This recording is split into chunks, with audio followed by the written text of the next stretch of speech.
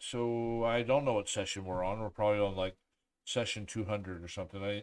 That's one thing I didn't keep track of. I guess I should have, but we are playing the War for the Throne, which is the the second module in the second Black Dawn, and you all are currently in Hellenbrown, bringing King Belladar back to the capital city here, and you are now currently fighting your way through the streets to get to the King's Square. You're currently standing in front of the Temple of Lathander, where you've just killed a few thugs and bandits, whatever, and a few zombies that were risen from the pile of corpses that lay in the street.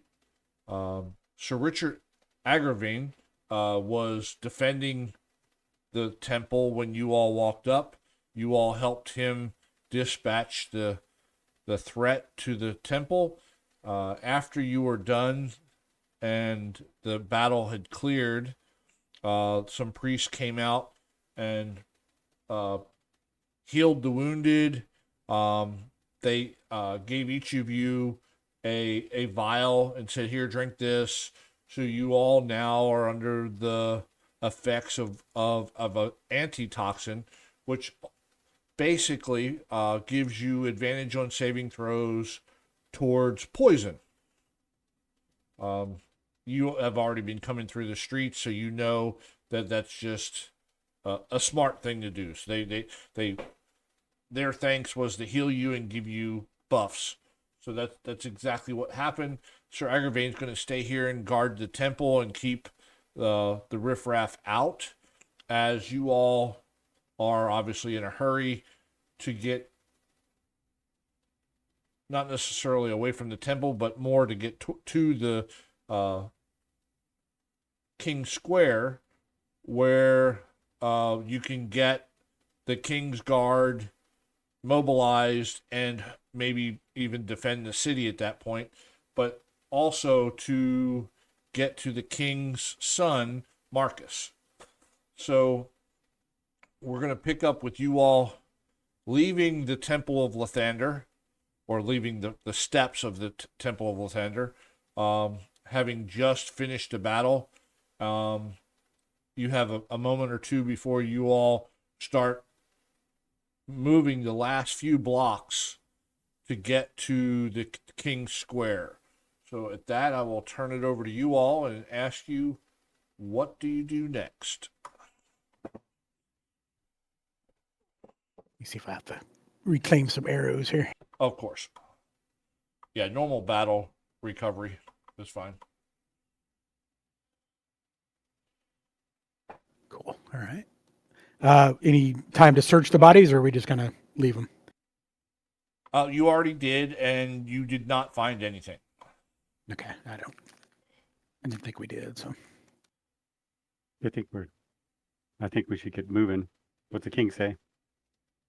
Yeah, of course. He's ready to go. Okay. As are the guards. They want to try to get to the King's Square.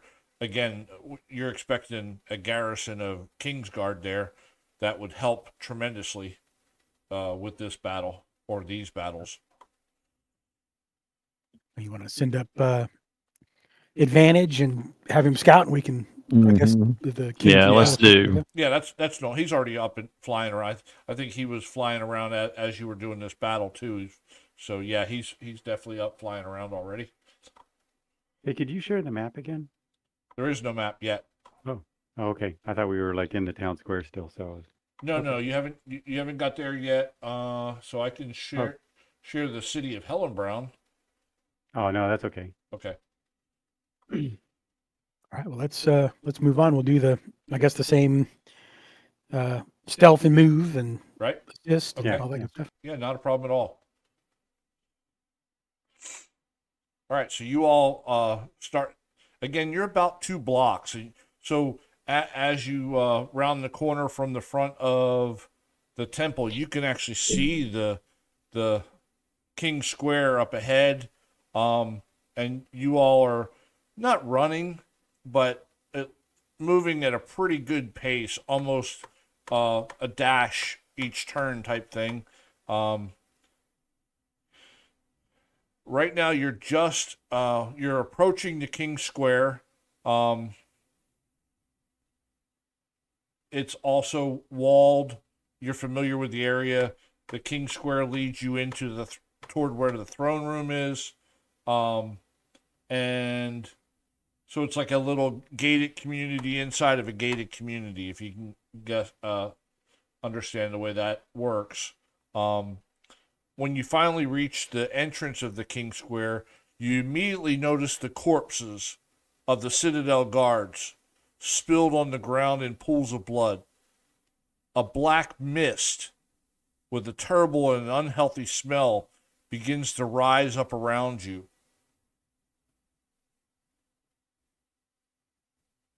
It's Not good. obscured. It obscures your view over the entire square in front of you. From the center of the square, you see 8 altars arranged in the form of a circle, illuminated by candles placed along them. Hooded figures, one located at the front of each altar, are intoning a funeral song. In the center, there is a boy that's gagged and tied to a pole. And immediately the king yells out, "My child! What's going on? Free him!" A chilling laugh echoes in the square. "I was waiting for you, Belladar. I wanted to look at you in the eye while you see your imprisoned son, Marcus." Belladar interrupts. "Show yourself. Who are you? Free him immediately or you will die." In response, you see that the hooded figures covered by a cloak with a lighted torch in his hand, in his right hand, turns and starts approaching toward you all. So let me share the map.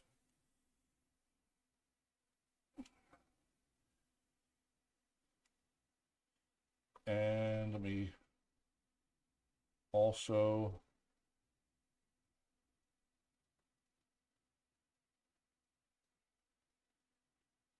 Oh no.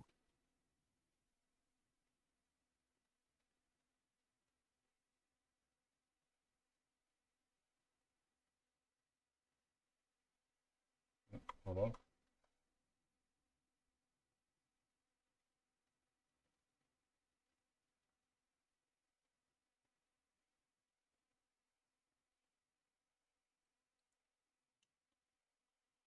All right, so that's the description I just gave you. I can actually post some of that in the chat.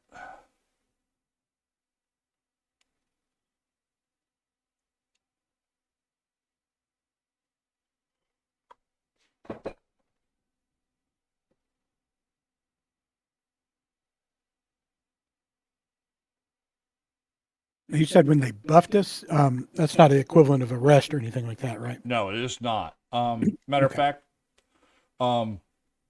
you all are standing. How come you can't see it? Hold on. I hate when my map moves when I grab it. I do that often. Why is it I can't why can't I see it? Hold on.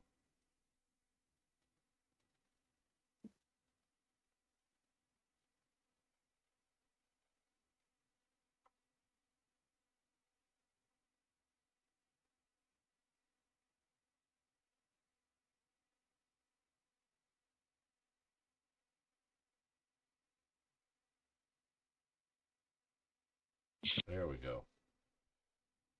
You all see that now? The mist? Uh-huh.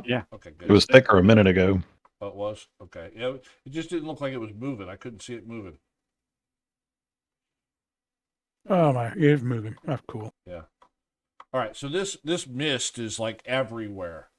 It's a black, thick mist that's just surrounding you all. So I'm going to have you all do a Constitution saving throw. I can either push it or you all can do it on your own. saving throw, right? Yep. Constitution. Nope, that didn't work. That was a Constitution check, Moses. So you'll have to re-roll saving throw. Right side. There we go. Oh, the right side? Okay.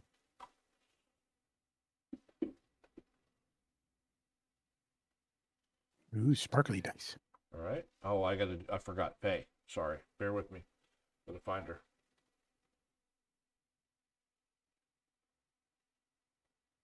There she is. Constitution saving throw. Woo! All right. So you all noticed that you had advantage on that roll. You had Okay. you had advantage on that roll because of the antitoxin.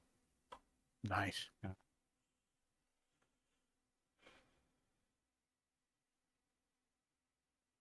All right. What was the DC? I should know what that is, but I don't. Oh, okay, yeah. Everyone passed. You feel this thickening, sickening type stuff as you're breathing it in and almost making you gag, and you all shrug it off, and you do not take any effects of the poison at all. And would that affect advantage at all? What's that?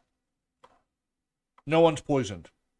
Oh, I was asking about the familiar advantage. Oh no, you don't have to worry about that. So all the NPCs passed. I'm just doing the players here, so I didn't even roll for any of the NPCs, including your Okay. familiar. But I don't think it would apply being a spirit, but probably I not. don't know.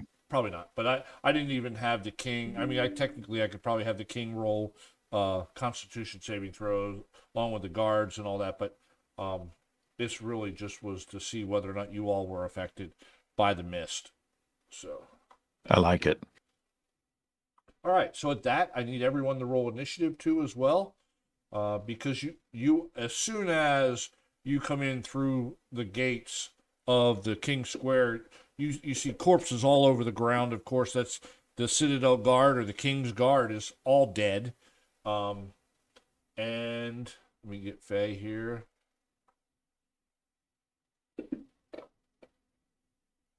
And again, as soon as you come in, each one of these hooded figures by the altars, and you can see they're standing in front of a altar with there's candles in front of them. One of them was speaking. You're not sure which one of them it was, but one of them was speaking, and they all turn towards you, and you're clearly in combat at this point.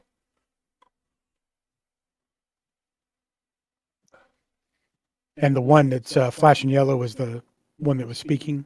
No, you don't know which one was speaking. That little flashing yellow just indicates who the turn indicator's on. So now I'll move it up to you, and now it's Okay. since you have the highest initiative, it's you. But before you go, I need to move the owl to right before Keek. So what's that? 13.5. 13.5. Right, Kiko? Yes, Owl's thank you. before you, right? Yep. Okay.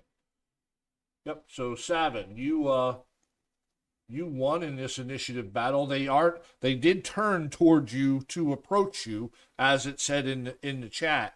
However, your quick skills allowed you to react first. So you are up. Okay. Can I tell how they have the prince secured to the pole? Yeah, he's tied up.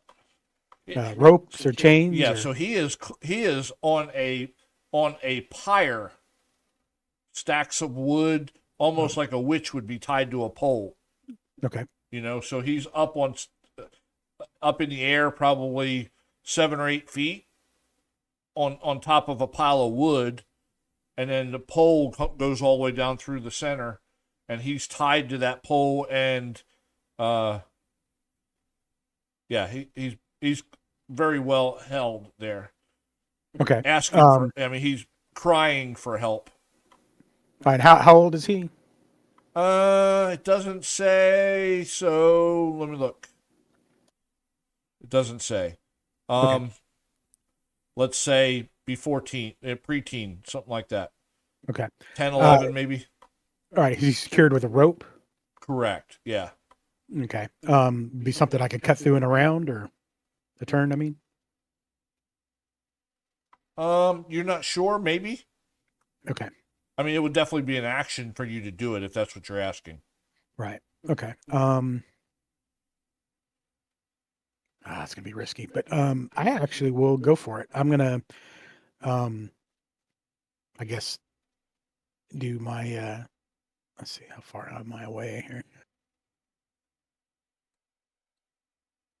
Yeah. Just So you could 35. almost get there in your movement.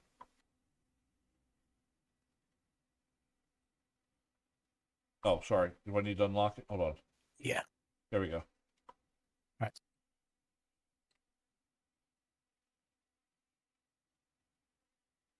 All right. So you dash to get there. Is that right?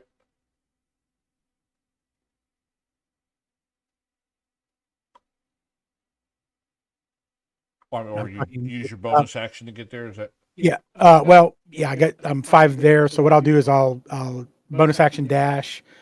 The action will be to cut the rope, hopefully, Okay. and then if I can, we'll snatch him up and use the rest of my movement to head back. Well, you wouldn't be able to grab him because your action what is going to be to cut the rope. Cut the rope. Okay. Yeah. So, right now, behind you, though. so you can get there. Okay. You could possibly free him in the action. Getting away would probably have to be next turn.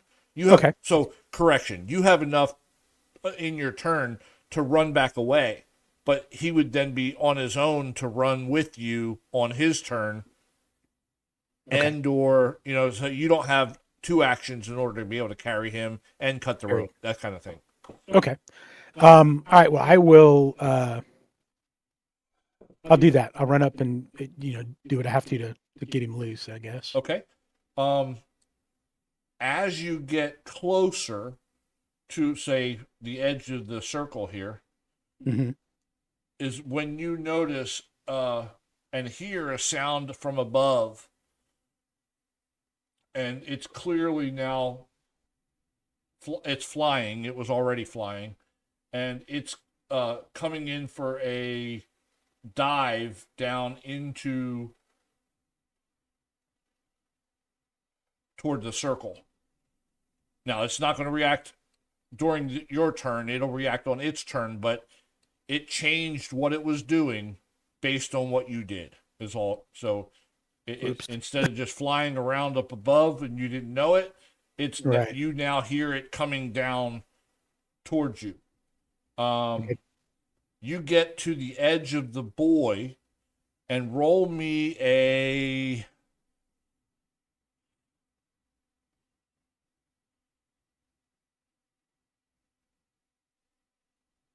Where's that? Maybe perception?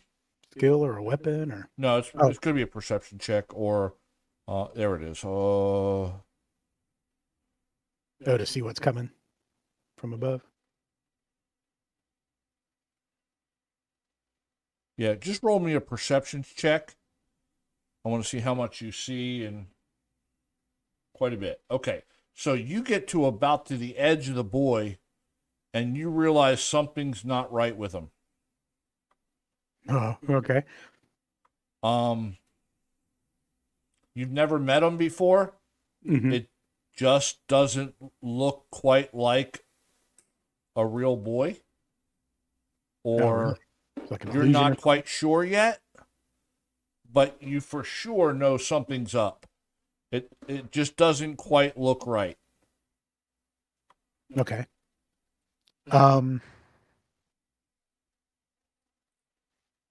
Is it like he's phasing in and out or something, or is it just No, well, you don't see any of that. Because you haven't touched him or anything yet, and you're about to. So as you go to cut the rope, your hand passes through him and touches the pole immediately. Okay. And you now know he is an illusion. And not Okay. just a minor illusion. It was a very Yeah. well crafted illusion. Cool. Okay. Well, that makes things more interesting. All right. So as soon as I go to swipe, I'll just stop. So you did not use your action. You were Okay. about to use your action and realized you couldn't use your action. Okay. I will. You have used your bonus action by, Right. by dashing the 5 feet of that bonus action. So you still have 25 foot more movement, right? Because you're a 30-foot dash, right? Right. Right. So with a dagger in hand, I will just turn and stick this guy behind me. Okay. So you're gonna move the 10, 10 more feet basically to get. Oh, you're gonna throw it at him. Yeah, I was going to throw it. Okay, that's fine. Yeah. And then I'm going to use the rest of my action to boogie out of there. So let's see if I can do this. It's straight roll, right? Oh yeah. There's no. Yeah. I gotta ask, is there lightning going on too with your effects? A little bit. Yeah. Hold on. I was gonna say Let me see. I saw a flash once in a while. What? Not sure I got. Was that That's pretty cool. disadvantage or? I'm wondering why you had disadvantage. Oh, you rolled twice. Literally rolled twice. You maybe double clicked on it. You know, Maybe. I may have. Sorry. Either way, you missed both times, so it doesn't matter. Okay, I will spend the rest of my turn to go back the way I came. Okay. So you have 25. Well, yeah, 25 more feet of movement.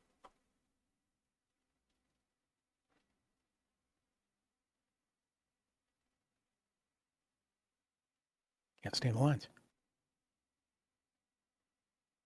All right, I guess right about there. Is he going to get a swipe at me as I go by, or No, he would. No, he had Okay. the opportunity to do that when you went by the first time too. Okay. And I'm going to yell out, the boy's not there. He's not real. And then I'm going to pull my bow out, and that's me. Okay. So everyone now knows he's an illusion, and obviously the king's questioning, "What do you mean? What do you mean? Where's my son?" That kind of thing.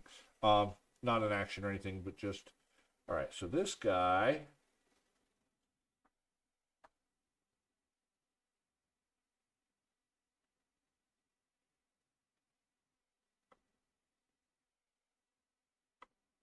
Yep. He starts casting a spell.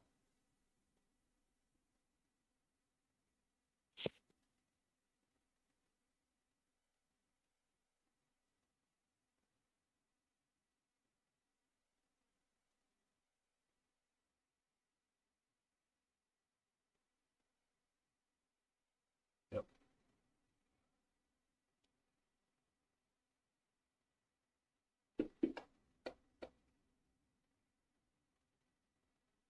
And as you're running to that spot, you see this black bolt. It almost looked like lightning, but it was all black and nasty looking. It comes streaking out and glances off your shoulder, but no damage. Good. Missing you.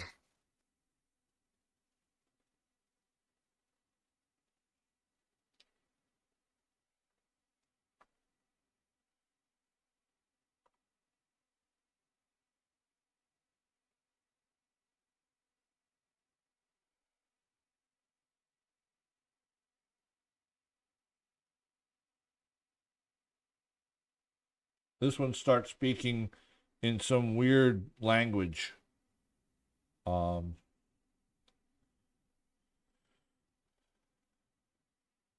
Almost sounds like a deathly whisper looking thing.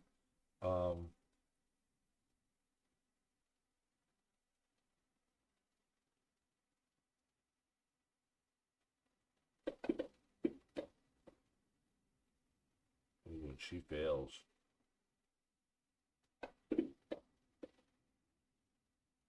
And you see Caitlin shriek in pain as her mind is just, you know, she's affected by whatever he said in some demonic like whisper.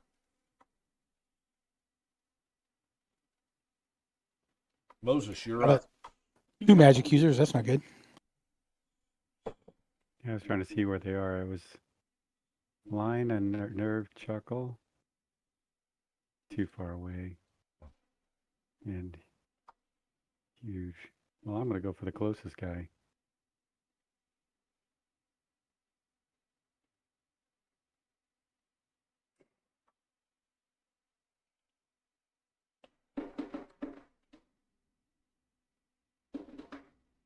Okay. Oh, shoot. I hit it twice. Yeah, First I one get was 2 a hit, I strikes. I think, was going right? to do both strikes, so Say again. First one was a hit. it looks, they both say they're hits, but so I got the 2. I'll just use them because I was going to hit them twice anyways. Okay, that's fine. Okay.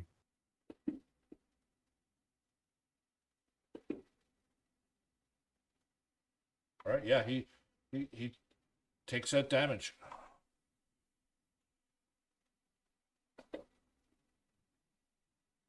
Shield bash. Okay.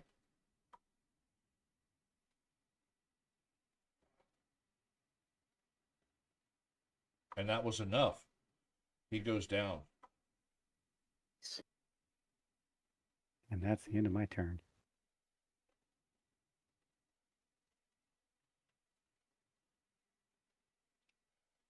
The guard.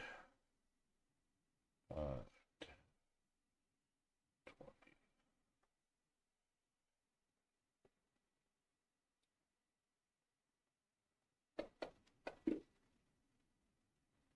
All right, he tries to jab him with a spear.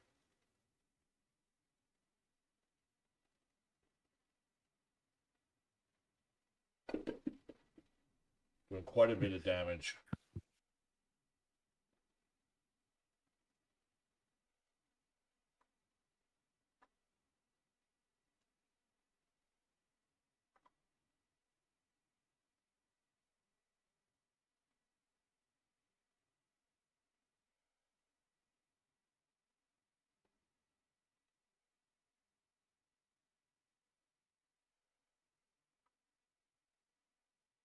This one starts casting a spell as he comes up to you and tries to reach out and touch you.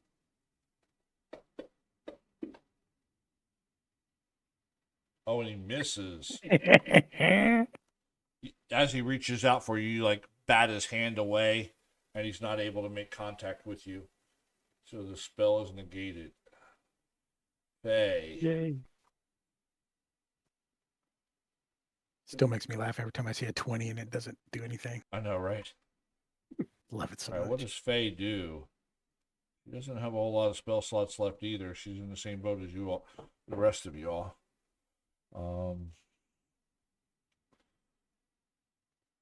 She's been using that chill touch quite a bit. She wants to save some of the healing or some of the spell slots for healing.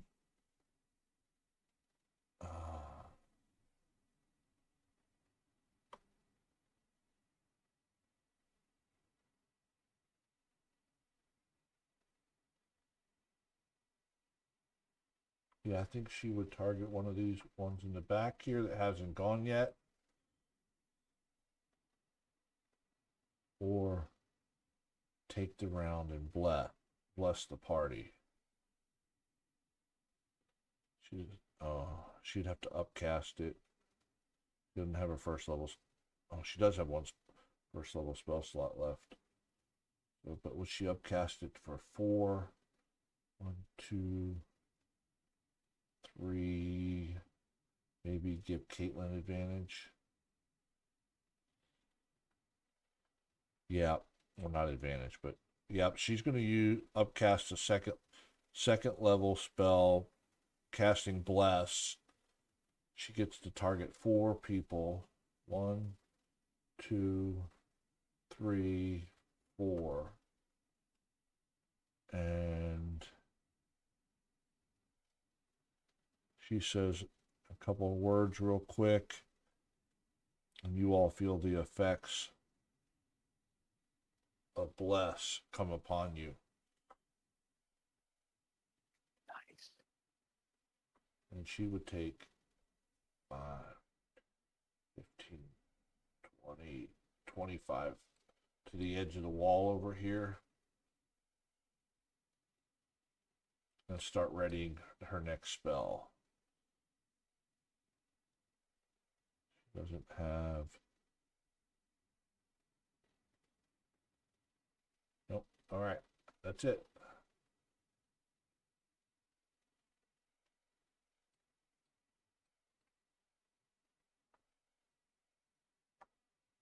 This one.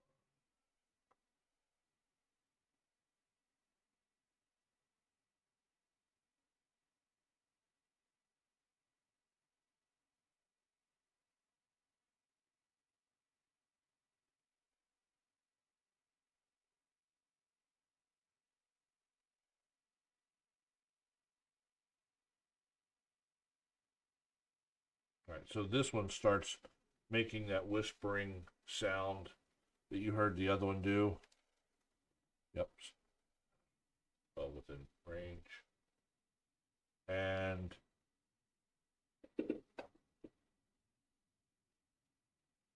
you succeeded. So you take no damage. So you hear this demonic whispering sound in your head, Moses. And you like shrug it off and shake it off, and you realize that had you not succeeded on your saving throw, you most likely would have taken psychic damage because you could just hear it rattling in your brain. I'm glad I succeeded. This one. Me too.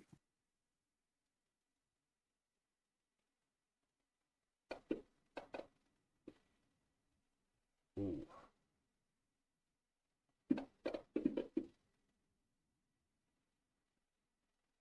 And the guard goes down. So what you saw happen here is this one reached out and touched the guard, and it was almost like a reverse cure wounds. It's like he sucked the life force right out of him, and the guard just dropped. Yeah, that was a lot of damage. Ooh. That 3d10. was- Yeah. Inflict wounds. Stay away from him. All right, this guard.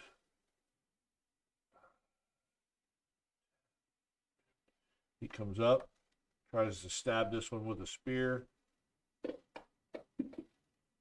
Not doing so well. King Belladar. He draws his rapier and rushes in.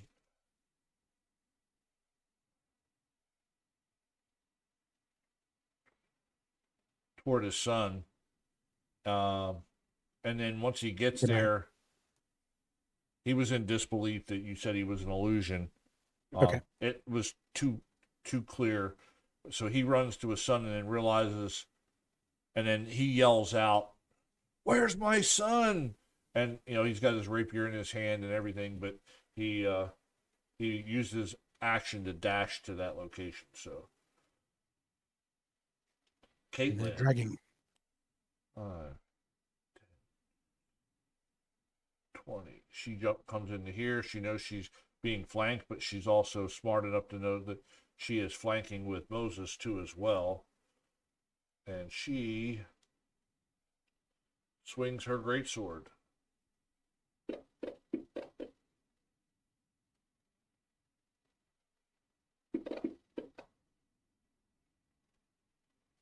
Nice. Second attack. Oh, I got to re-roll that. Probably a hit anyway, so.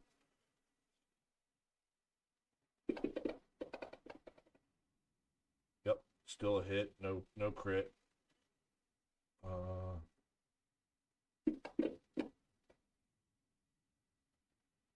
And then consolidate. Yeah, 2 great sword attacks is what she gets. And that ends her turn. Mr. Hoots. Okay, Kiko will send Mr. Hoots, I think. Go here and let Hoots help Okay. the guard over there or whoever else. And then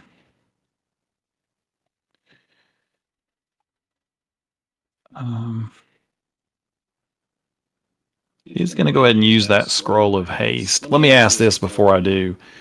So it's a range of 30 feet and it's a concentration spell. Okay. So when Kiko casts the spell, does he then have to stay within 30 feet at all times? No, initial casting is the person that you grant haste to has to be within 30 feet. After that, you could literally dimension door a mile away. As long as you're concentrating on it, then the haste stays in effect on the NPC or player that you casted it on when you casted it. So 30 feet's at the initial casting only. Okay. Yeah, I'll go ahead and do that and put it on Moses. Okay. So I think I've got him. Let me see. Targeted. Yeah, I got him targeted. And then it looks like it's set up. So let me do the effect. Haste.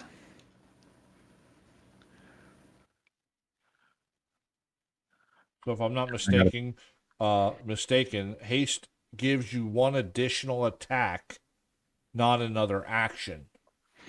You get a hasted attack, right? Yeah, it says until the spell ends, the target speed is doubled. It gains +2 bonus to AC. It has advantage on dexterity saving throws. And it gains an additional action on each of its turns. That action can be used only to take an attack. One weapon attack only. Okay, yeah. Or dash, disengage, hide. Right. So what use I mean by that is Moses has got multi-attack, two sword attacks for his regular action. With a hasted attack, he gets a 3rd attack. Yeah. Yeah. Yep. Mm-hmm. In other words, you don't get a complete action attack. You don't get 2 and 2 is what I'm getting at. Yeah. Yeah. 3. But that's still quite a bit. Yeah, it's pretty awesome. Okay, so let's see. Oh, I got to click this consume scroll of haste. I guess there's a 3rd button that says consume it. I'm going to try it. It probably just deletes it out of your inventory is what'll happen. Yep. Okay. Yeah, I mean, as soon as you read it off the scroll would wither up and be gone anyway. So Okay, and then Kiko's gonna move, I think, here, okay, if that's okay. yeah, that's fine. Okay. Yeah, anywhere you can move on the map, you can actually move. So, all right, this one. What is he going to do? 1, 2, 3, 4, 6. 1, 2, 3. He targets Moses.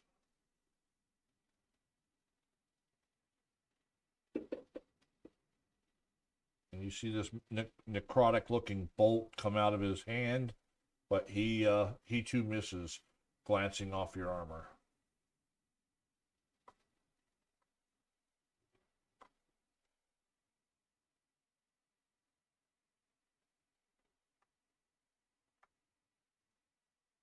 Hold on. He's already dead. Yep.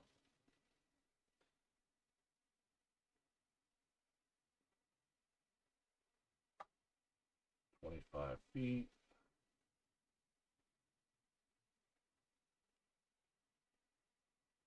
And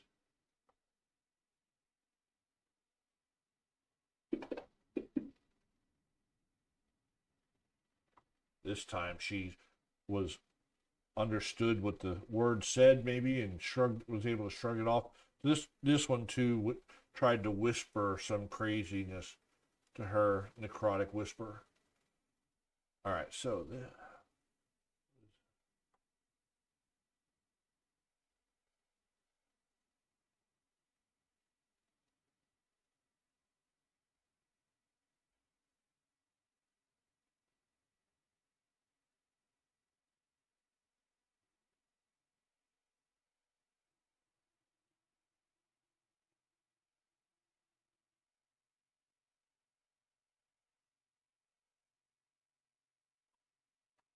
all right, so this one this creature comes flying in.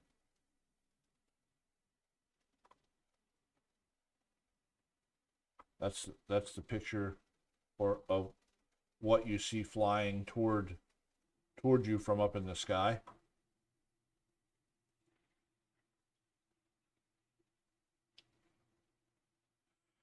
It's in a I don't like swoop it. mode. And it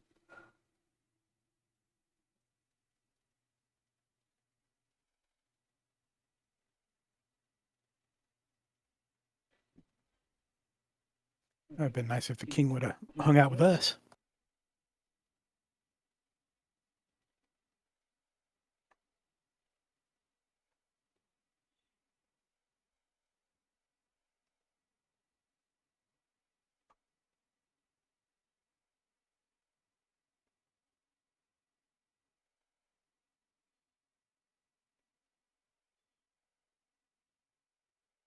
I don't know if that's lightning or not, but the screen is definitely flickering, flashing.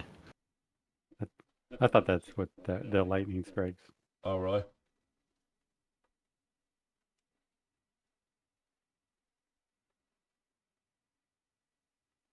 All right, so it swoops down like toward the king, but instead of attacking, one of the heads spews fire out. So everyone in that cone, except the guard's just outside of the range. So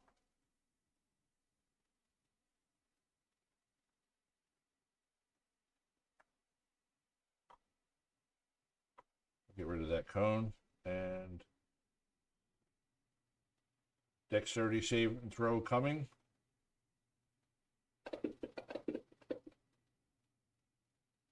Goodness. Quite a few successes. Probably going to be half Hey, damage. Moses got a 20. Say again? Yeah. Nice.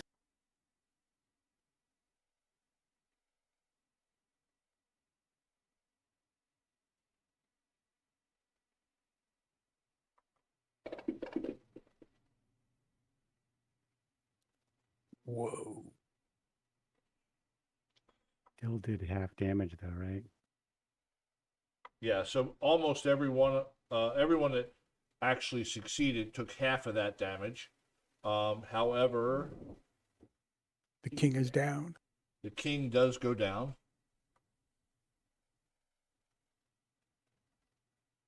And then the chimera in his swoop starts climbing again. He only has 10 more feet of movement, so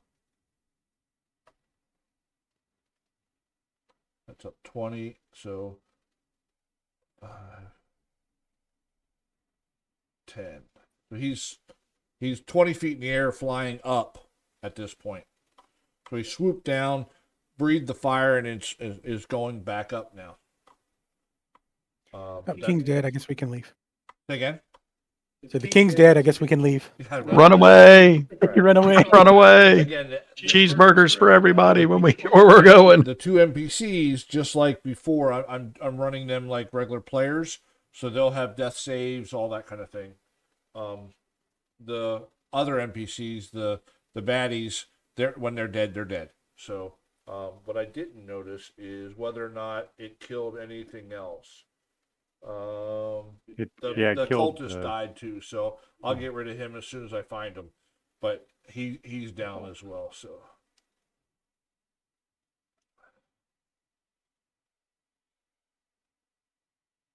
There we Yeah, so the guard up here is down too, and so's the king.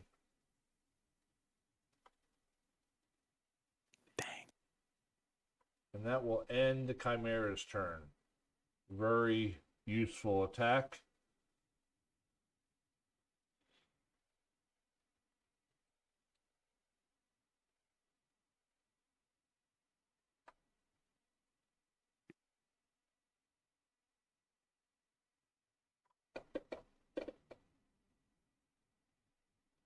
Another one of those necrotic bolts comes flying out. It looks a lot like the bolt that Faye uses, but this is black and tendril looking nastiness.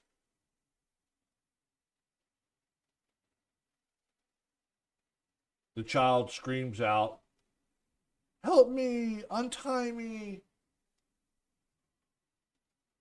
Savage, Shut you're up. up. Okay.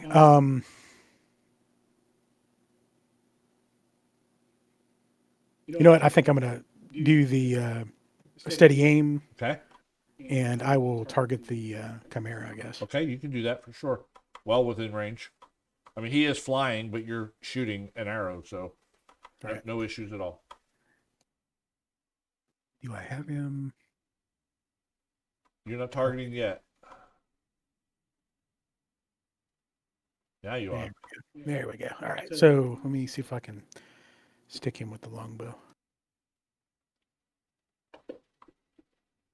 I didn't do the advantage. Yeah, get and rolled again, or just click the advantage button and roll it again, either one. I'll just roll it again real quick. Come on, 20. Oh, well. No, it's still a hit, though. Get and, make sure you hit your sneak attack because you had advantage on the roll. And then Right, damage. go.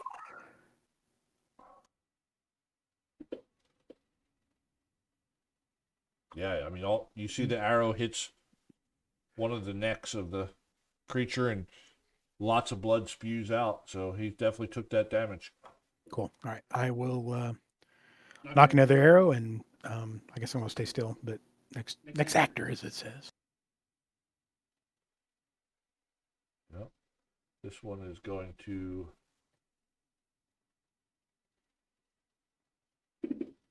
shoot a necrotic bolt at you and misses again. Nice. This one is in melee with Caitlin. Draws a scimitar.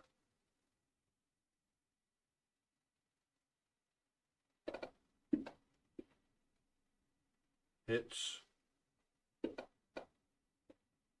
Doing a little bit of slashing damage to her. Moses, you are up. Don't forget you have increased movement, double your movement speed, and 3 attacks plus a bonus action. Nice. Yeah, I know. Like, oh, I got so much stuff to do. Leave somebody for us. I'm running if I should go after the Chimera or if I should. You won't be able to reach the Take out Chimera either. unless you throw. Well, I have a javelin. Yeah, I so mean, you- I could toss a couple. You could hit the so you could actually do that from where you're at. There's no issues with that. Yeah. But he is 20 feet in the air, so you definitely cannot get him in a melee with him. That's Yeah. I didn't. Yeah, I couldn't do that. And I was looking at that. I think if he's 20 feet in the air, I think he'd be right out of range because it's 30. yeah. You're within 30 feet of him right now. Okay. Yeah, it's 10 feet, so you're 25 feet Let me total. do that. Yeah.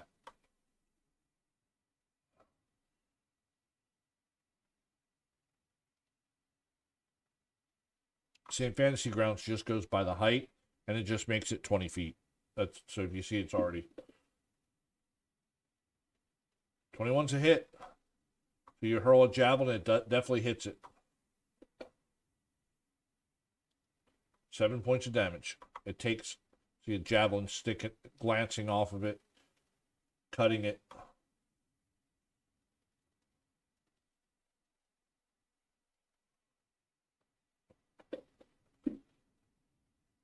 .29 also hits. Second javelin hits home. Just barely. Yep, a little bit more damage. I got one more javelin. Might as well. Yep.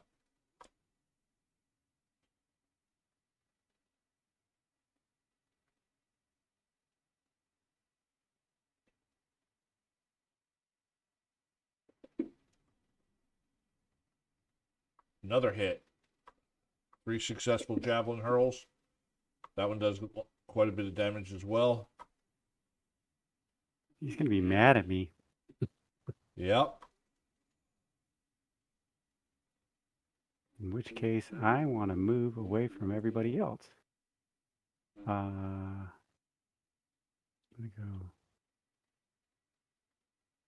18, 5, 10, 15. 28 points. That's good, man. And as a bonus action, I want to do lay hands on the king and just restore 1 point of health to him, or 2 points of health. You can give Can him I one do of your that? potions as a bonus action, but laying on hands is an action. Okay, I'll give him one of my potions then. Okay. I mean, it could be As just a a regular bonus action. potion of healing. Basically, Yeah. all you're doing is dumping it down his throat as you're running by Yeah. or whatever. Yeah. Yeah, and then I'm going to move. That's 20, 25. Was it just a regular 30. potion of healing? Yeah, just a regular potion of healing. All right. I've got, well, let me look at my inventory. I know I have greater. I'll give him one of them. I have 2 or 3 greater healings of potion. Greater potions of healing, excuse me. Yeah, I have 2. I'll give him a greater potion of healing. And what's the greater do? I don't know if I have one of those handy. Let me look here. Potion of greater. 44 plus 4. Okay. Yeah, so you know what his max is. You know he only has 24 total hit points. So that's still well within that. So if you give him one of those, are you going to target him and give it to him, or you want me to do it? Oh, yeah, I was Totally thought up I to you. did it already, but I can just target him and give it to him. Target him. Yeah. And then how do I? So you see on your character sheet or on the action area under potions, it should say potion of greater healing with a plus sign next to it. Just click the plus sign, Okay. and it should roll, and it'll give him 44 plus 4.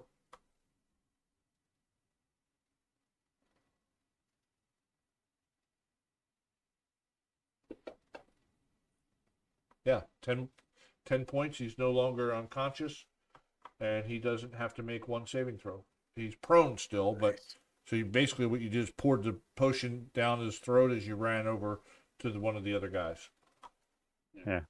Waterboarded him as you went by. Right, exactly, yeah. So he's coughing and sputtering, but alive. You're spilling it, King. Keep it in your mouth.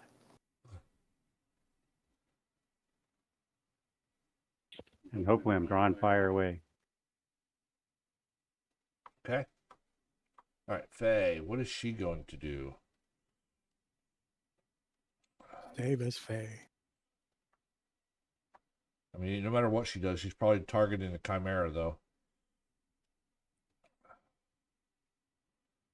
Witch bolt. Right, that's what I'm she only has a few spells left. Oh, hold on. She got one. Doesn't that one give you more if the creature's already been wounded? Is that a different one? That was. Does she have one of those? I know what you're talking about. I don't think she has that. Toll the Dead. Toll the Dead. That's that. Okay, that was the other one. Yeah. We look to see. I don't think she has that. Witch bolt though is wicked. Yeah, the only problem with that is it's ranged, and if it leaves the ring, yeah, it's 30 feet. So if it goes outside of the 30 feet, so yeah. right now she could hit it, but if it climbs up above 30 feet, the spell ends, and so it's a wasted. I mean, that's a great spell for when you're within range, but Yeah, it's like an automatic hit and roll the next. Turn. Sustained damage every round. I just don't know whether or not she would be smart enough to know though that it's flying up. If it flies up 10 feet, it'll be out of her range and Right. Shocking Grasp maybe.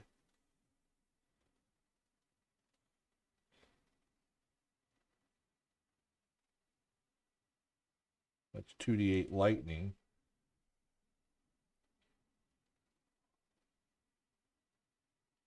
Or she can go with the chill touch, which is 2d8 necrotic.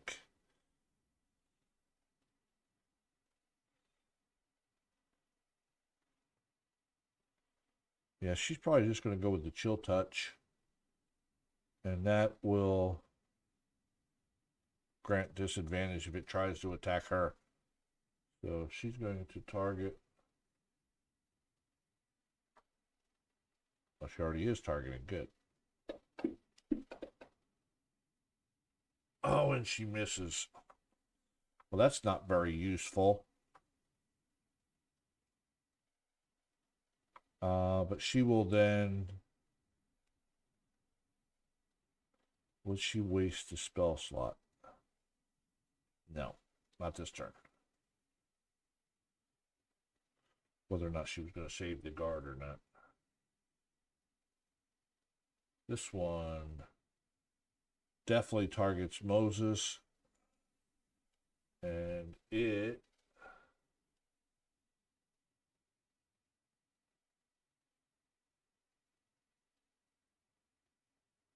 starts muttering demonic words. And you Wish succeeded that evil on again. me. Thank you, bless, right? This Yeah. one.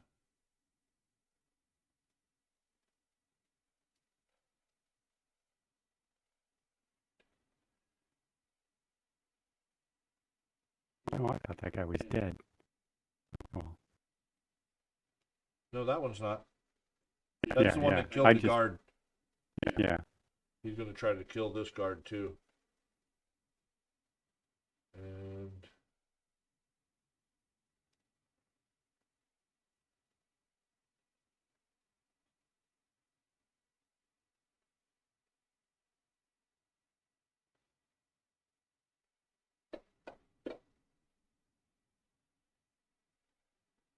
missing.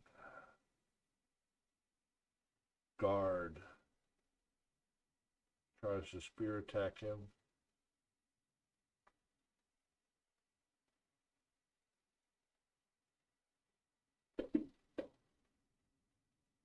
Hitting. Max damage. Yeah. Brings him the critical. Pokes his spear into him.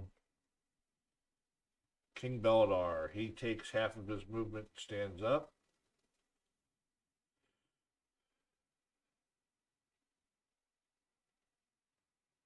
Moves The over kid's an here. illusion. He's up underneath of the Chimera, but he, realizing he can't reach the Chimera, attacks the other the other cultist with his rapier. Oh man. He definitely, you can tell, did not grow up around the sword. Or being in the pooping zone of a Chimera was very stressful. Right. Yeah. Right.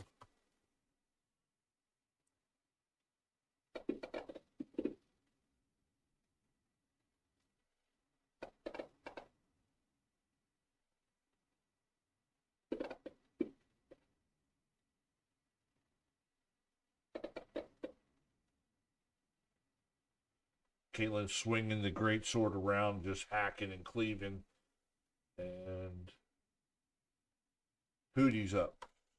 Okay, I'm gonna have Hoots, or also known as Advantage, Yeah. come up and over here and basically come up above the Chimera and mess with one of the heads. I'll leave him right here if that's okay. Okay, so you said up.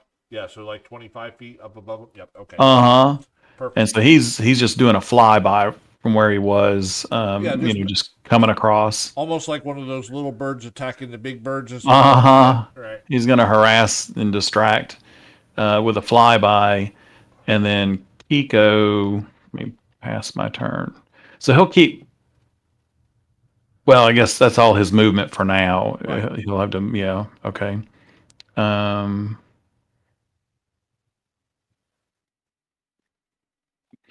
And then Kiko will do, That'll grant advantage on for Kiko on this attack. yes. So I'm going to do, let's see.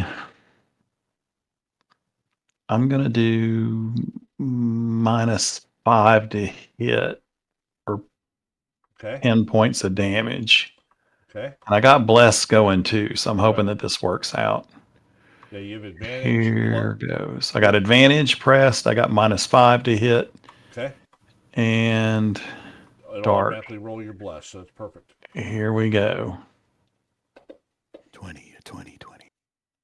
Ha. Yep. that So works. now I do 10 in the modifier and then roll damage. Ah. That's something though. Still good though. Yeah, it's 14 points of damage with a dart. It does Okay. 1d4.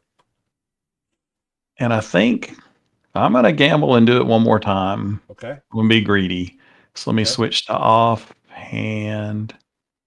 This one you don't get advantage on, right? Or did we say you get them all?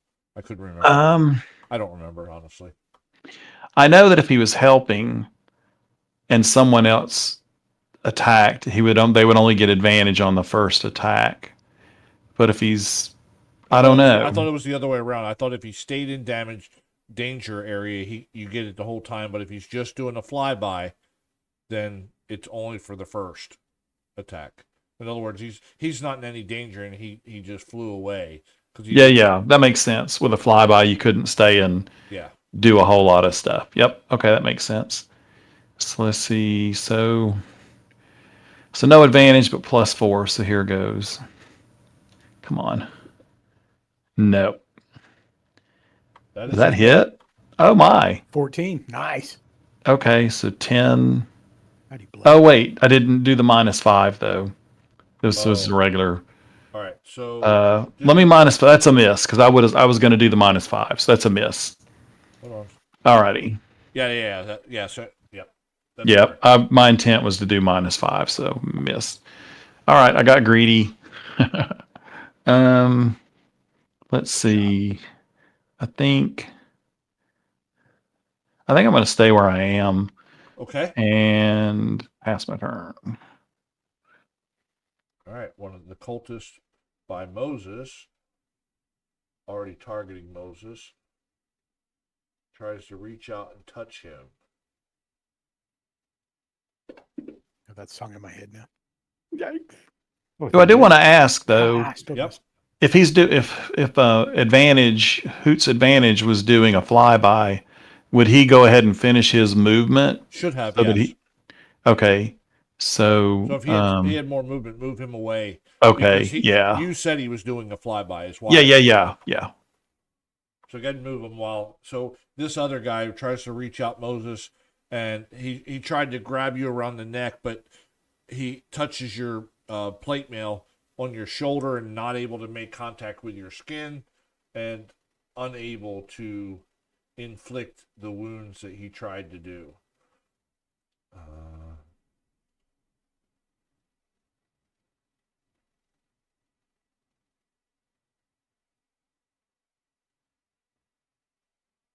This one.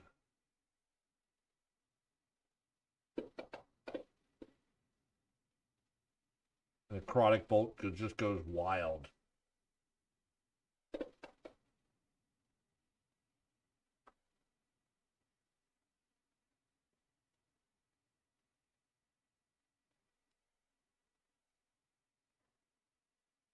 Okay.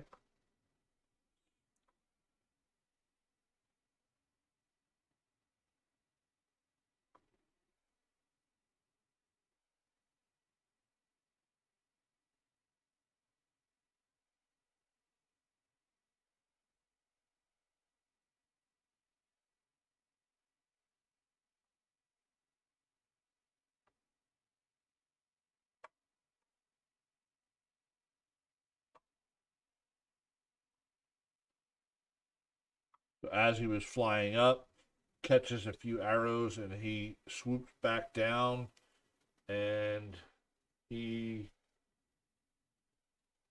makes 3 attacks. 1 bite.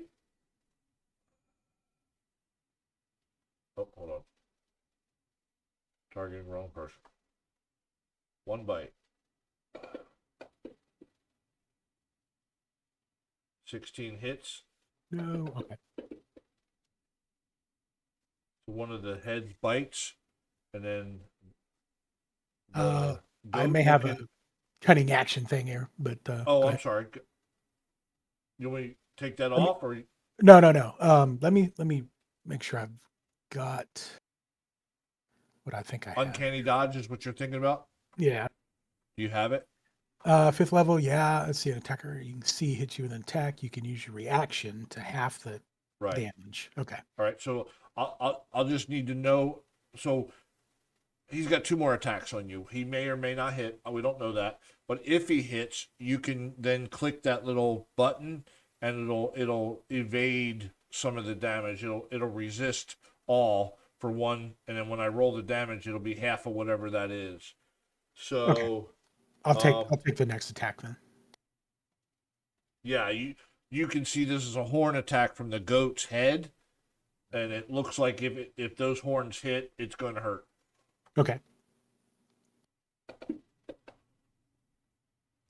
Yeah, for He sure. hit. All right. I'll go ahead and use that effect then. I just press it now. Yeah, it should add it to you. Okay. All right. Yep. And now when I roll this damage, it'll be half of whatever I roll automatically. Okay. Should have used Oh, my still good. It was 1d12 damage plus, so instead of 9, it reduced it down to 4. So yeah, for sure worth it. And then the last attack, it looks like a claw attack from the other head. This will be the 21. Oh, and it misses. Cool. All right. And then it will provoke and fly up. So that was 5, 10 feet down to there. 15, 20, 25, 30. And then that brings it up to Alt to there. All right. So unfortunately, you used your reaction though. Okay. It did provoke. So had you had another reaction, you could have attacked it, but I don't know. You don't know whether or not it knew or not, but it was looking like it was going to provoke either way. So Okay. Black Hand, targeting the closer of the folks.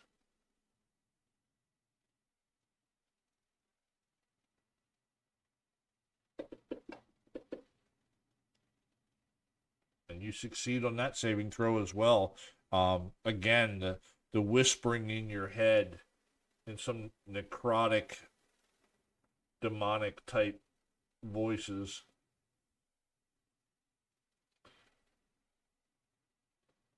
He's child still screaming, "Help me, untie me." Savin, you're up. Okay. After this Oh. thing just lashed out at you. Thrashed me. Yeah. Well, I'll just I'll do the steady aim thing again and Okay. see if I can shoot him in the back as he goes out. Yep. Sure, get everything clicked this time. Yeah. Advantage, and then looks like it's going to be a hit. Nice. Okay. Don't forget to sneak attack Yes. damage, and then Eek. Come on, big numbers. And a couple, a one and a 2 in there, but still not bad. 19 points of damage. okay. Yes, since I'm staying still, I guess that's it. I will Yep. pass it on. Okay. All right. That was the top of round 3. This one is going to.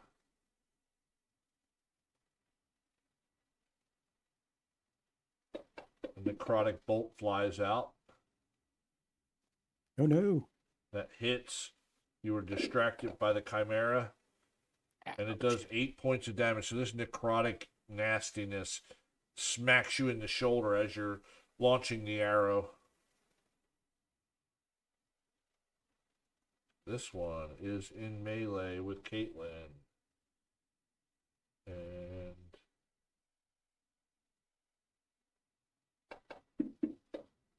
scimitar attack hits.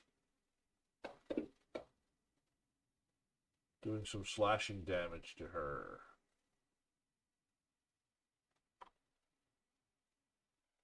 Moses, you're up. Okay, I'm gonna attack. Calloused thumbs.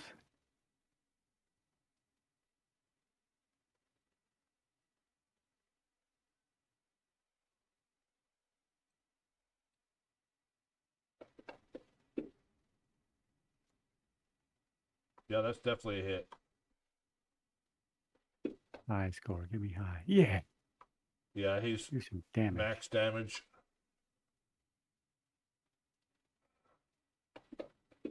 Oh, I forgot to hit the advantage again. That's okay. Roll it Oh, again it's a hit.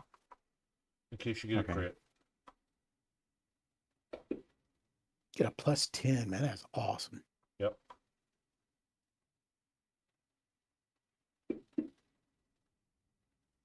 Yeah. Two quick swipes and he dies without. And then you still have one more. You have movement and one more attack besides a bonus action. I'm gonna go over here and attack him.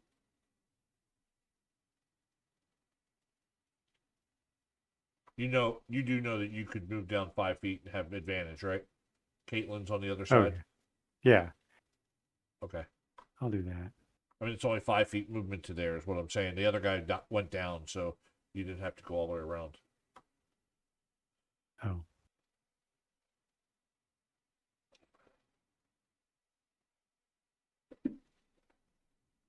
Give me a 20. Nope. It's a hit. And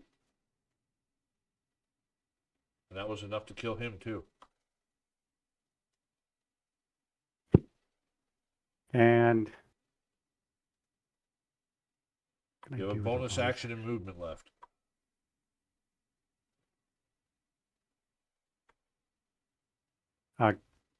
Can I bonus action drink a potion? Yep. Yeah, I'm gonna do that.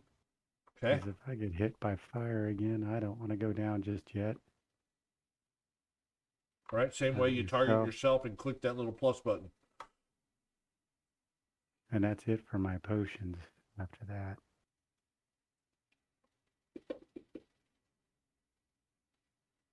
That works. That's good. Yep. That was a good roll. Mm-hmm. Lots better than average. And I actually want to how's my well do I still have movement, right? I can still move. Oh yeah, 'Cause I for got sure. 60 Yeah. feet. You got twice your movement. So you've moved a total of 15 feet so far of 60 feet. Yeah, I know. I'm wondering if I want to go there or if I want to bring it up to the top, but I kind of want to just circle around these guys. Okay. I'm going to go here. Okay. And that's going to end my turn. All right. I like this extra power, this Right. power Before up stuff. Faye This is goes. nice. Yeah, haste is awesome. You're like an M1 Abrams tank, you know, with when it introduced that speed, you Yeah, know, and right. changed the It just- battlefield. All right. It makes me want more. This more. guy's going to do a death save. That's a Constitution saving throw, right? All right. Does that sound right? I thought, well, on the characters, don't you just have like a death save roll? Yeah. But I think it's still a Constitution save, is it? Probably, yeah. I would imagine it would be. Oh no. Oh, that's a success. Yeah. So when I'm doing a Constitution save, he's unconscious, so it's going to give him disadvantage. So I don't know how any other way to do it, but and then I can tell which one's first. I was going to use the first roll, but he rolled 2 18s, so to me that's a one success, and then that'll end his turn and go to Faye.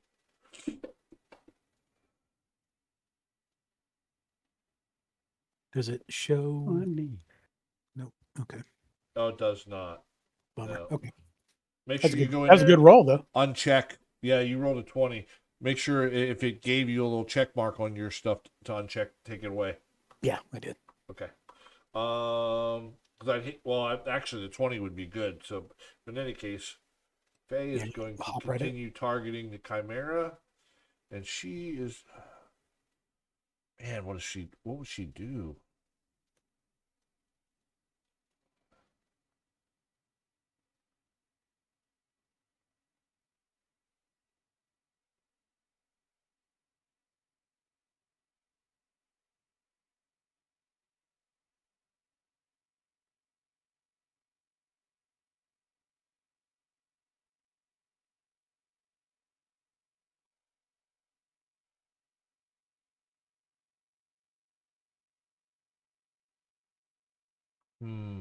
Yep. 19 hits this time. 13 points of damage. And it can't regain hit points. Nice. And if the Chimera tries to attack her, it has disadvantage.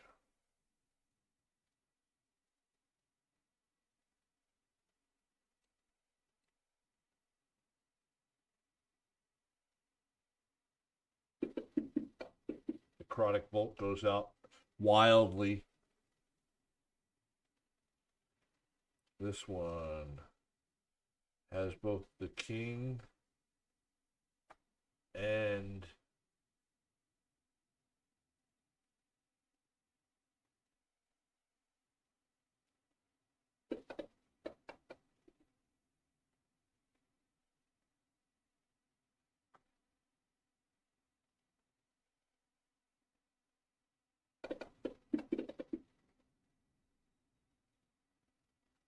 so you see he turns around and just slaps the king, and the king goes down.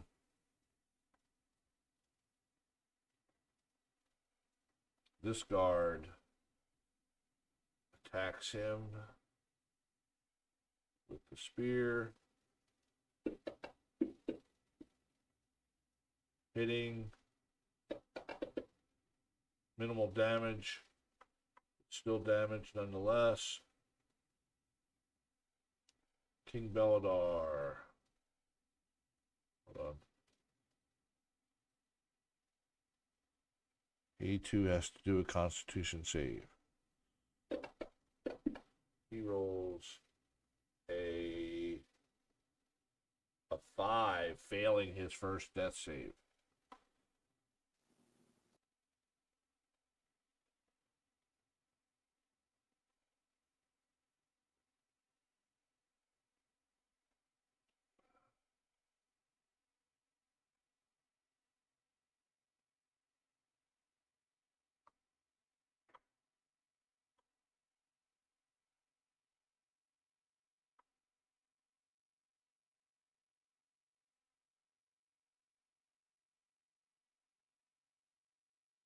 Why is it? It won't target.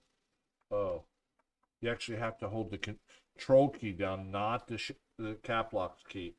So she targets the cultist and greatsword attack, missing on the first attack, but hitting on the second, killing the cultist that targeted the king. And then so she moved, what was that? 5 to 15 feet, 20, 25, 30. She's there. Heading toward the other side. The owl. Advanced All right. hoots. Hiko is going to ask Advantage to go where the boy is tied to the pole and essentially go in there and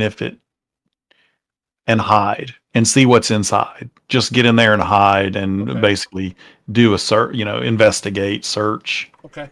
Yeah, the pyre's not on fire yet, but it looks like it could be, but it's not. Kind of lucky that the Chimera didn't set it ablaze too. Okay. So he's actually, I'm going to bring him down to, I know the boy is up a little bit, but you want me to put him at 5 or 10 feet 5 in the feet's fine. pile? Yeah, 5 feet would put him right at the top of the pile. Okay. So basically he's going to go in the illusion and look around. That's Yeah, what he's doing. The boy's the illusion, the pyre is not. Okay. So inside, is there any organism that he sees in there? Like, maybe I don't know, a rat familiar, or Nothing. No. there's no other, he doesn't see any living thing in there. No, it's all wood. Okay. Sticks, All right. twigs, logs, that kind of thing. Okay. So, okay. I guess that'd be his action though. He's looking around. Right. Now, yeah, investigation would be his action, that's for sure. So he can have movement to, I guess, leave then if there's nothing there. Correct. Okay. Let's see. I mean, And I technically, guess he could have flown there, landed, looked around, and then took off again. So no, yeah. That's what I was hoping. And then I guess he'll come back over here and get Okay. at 15 feet and just be there. He can't, do anything else. Okay. Let's see. Okay, so that's that. And then Kiko is going to do magic missile at the Chimera. Okay. Yep, easily done.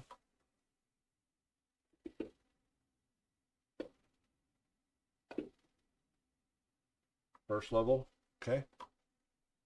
Yeah, I only have first level slot, so there goes that one.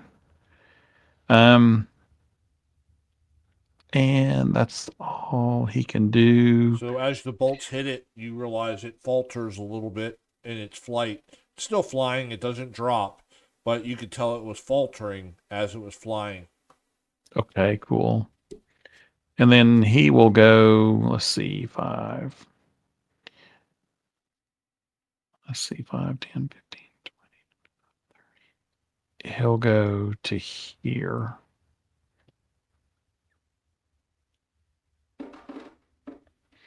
And that's all.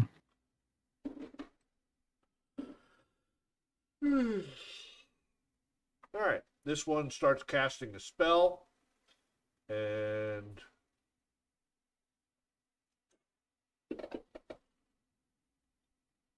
she fails. Again, taking some psychic damage from this whispering in her head.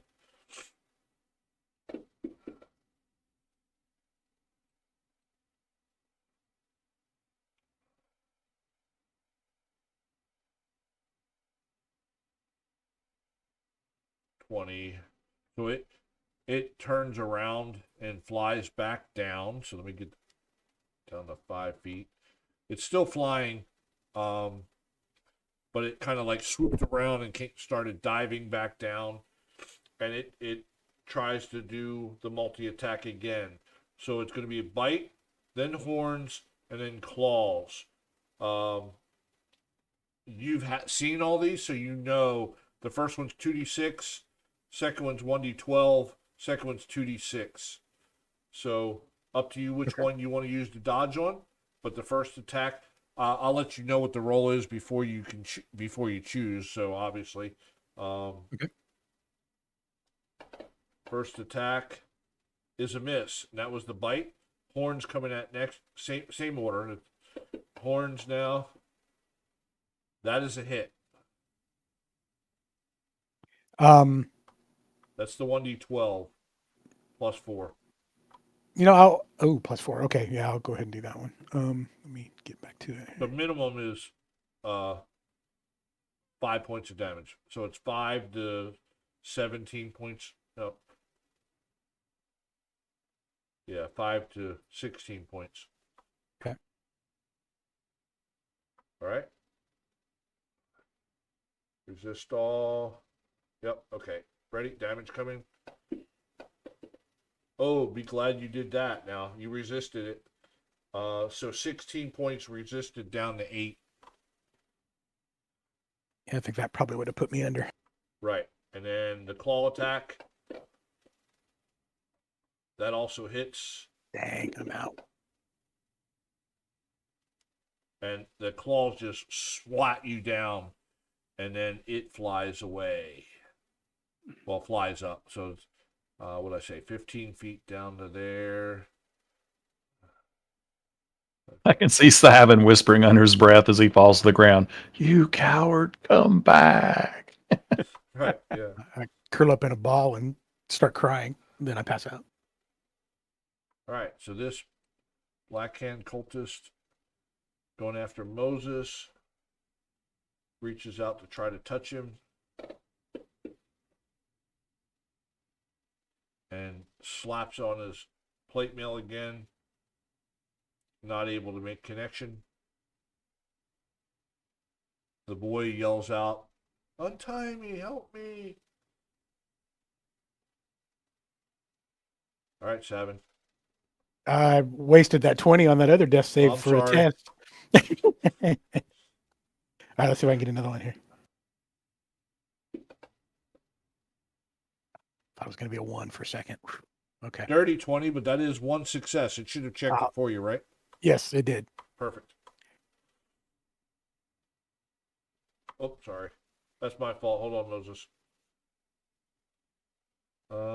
This one here.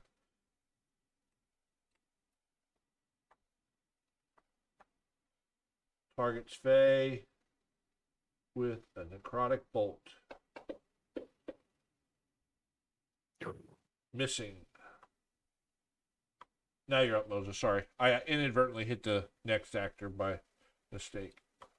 No, that's fine. You are flanking with this because of Yeah, so I got an advantage. advantages because on the other side. Got it.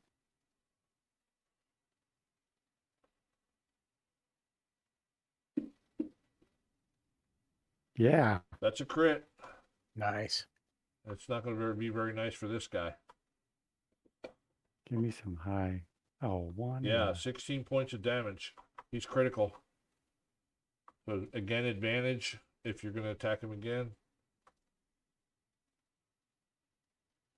I'm gonna hit him with the shield, actually.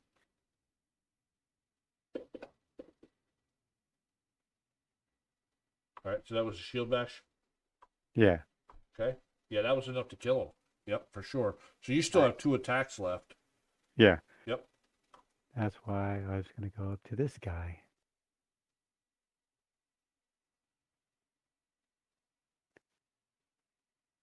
Okay. Don't get an advantage on him though. You do not know. Darn. Oh, no, 1. There's all that running. Right. Get one Y'all more are attack. excited. That one's a hit.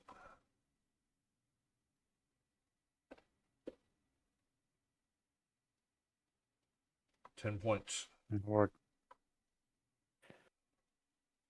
And that's all I'm gonna do right now. I don't think I can do anything with a bonus action. Okay. Well,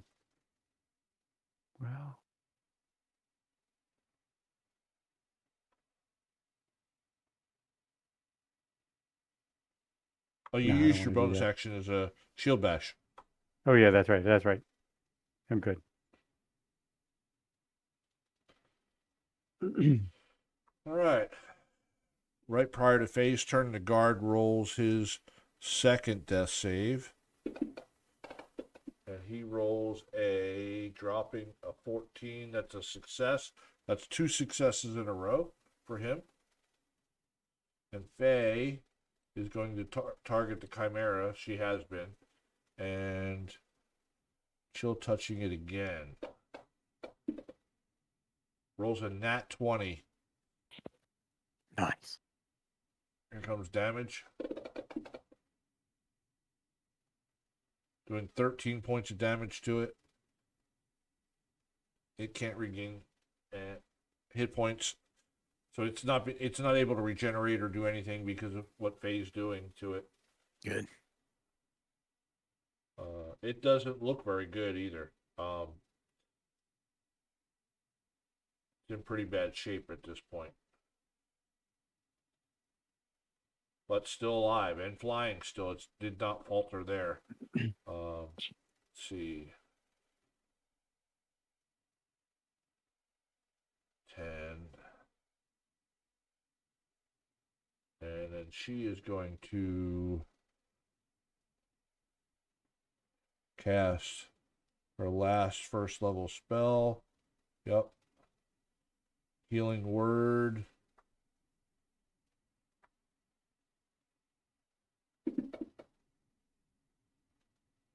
$12 points of damage to Savin. You are now awake, Nice. but still prone. So let me get and check off her first. Thank you, Faye. And as she was running by. So 5, 10, 15, 20, 25 to there.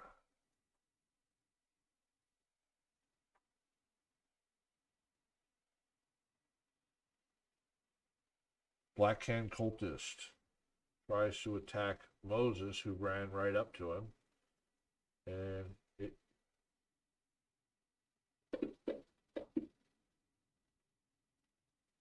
he too tries to reach his hand out, only for you to bat his arm out of the way so he's not able to make contact with your skin. This one.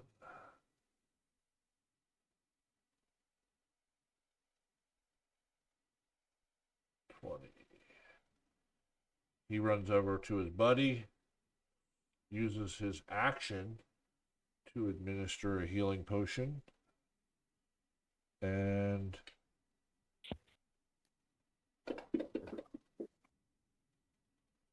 that one is now alive. I just realized he ran right by the king. He wouldn't have done that. I was going to say he just ran past the king. Oops. Yeah. Eh. Too late. He already did it. I'm not going back. He would not have done that, but he did. So too late. Fog of War. Yeah. Right. Yeah. He didn't see the king go down. That's what it was. He was too busy. Yeah. Where the king did his sister wrong back a little while back. Right. Tax my family, will you? Caitlin's back was turned, so they didn't see, or she didn't see them do that. But the king is about to make a second death save right prior to Caitlin's turn. So let's see how he does.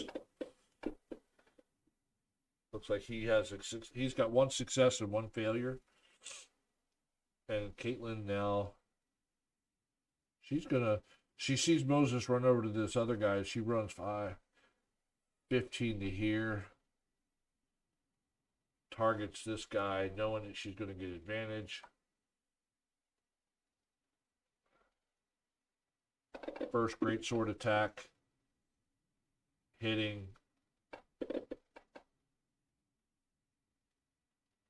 Critical. Second attack swings it around like a baseball bat.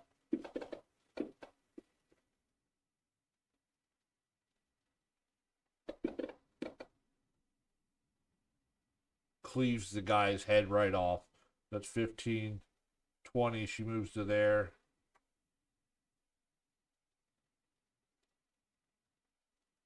I don't know where the other guy's at. Oh, there he is. There we go. And that ends her turn. Mr. Hoots. Alrighty. He will. I guess he's going to come up here, there. Okay. To help. And then Kiko will exhaust his last magic missile spell. Okay. Shoe in hit.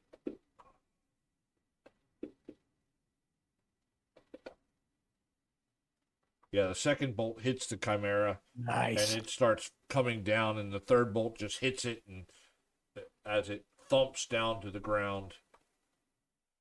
Anti-aircraft. Kiko yells out, "Oh, there's dinner," and then starts heading out up this way to help. And is the king down? He is. One Uh, success, one failure. Okay. Let's see. He can interact with an object. Yeah, if you have a bonus action, you can administer a potion to him. Okay. That's what I I- allowed the NPC to do, and Moses did the same thing. Okay. Yeah, I used just the one action to do the magic missile spell. So if you'll allow it, I've got a potion, I think. Let me check my Yeah, inventory. you can just dump the potion down his throat. It's basically, you're not doing any. Check. Yeah, you're not feeding it to him or anything like that. So yeah.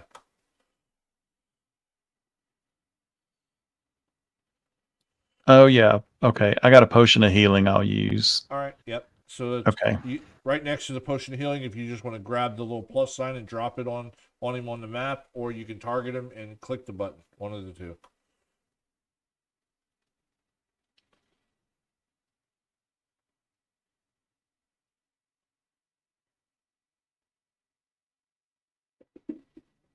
Oh, man.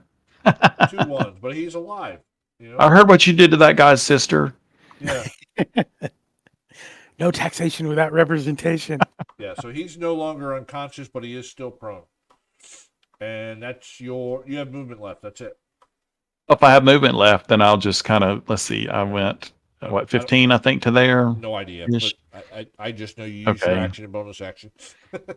I think so. 20, 25, 30. Okay.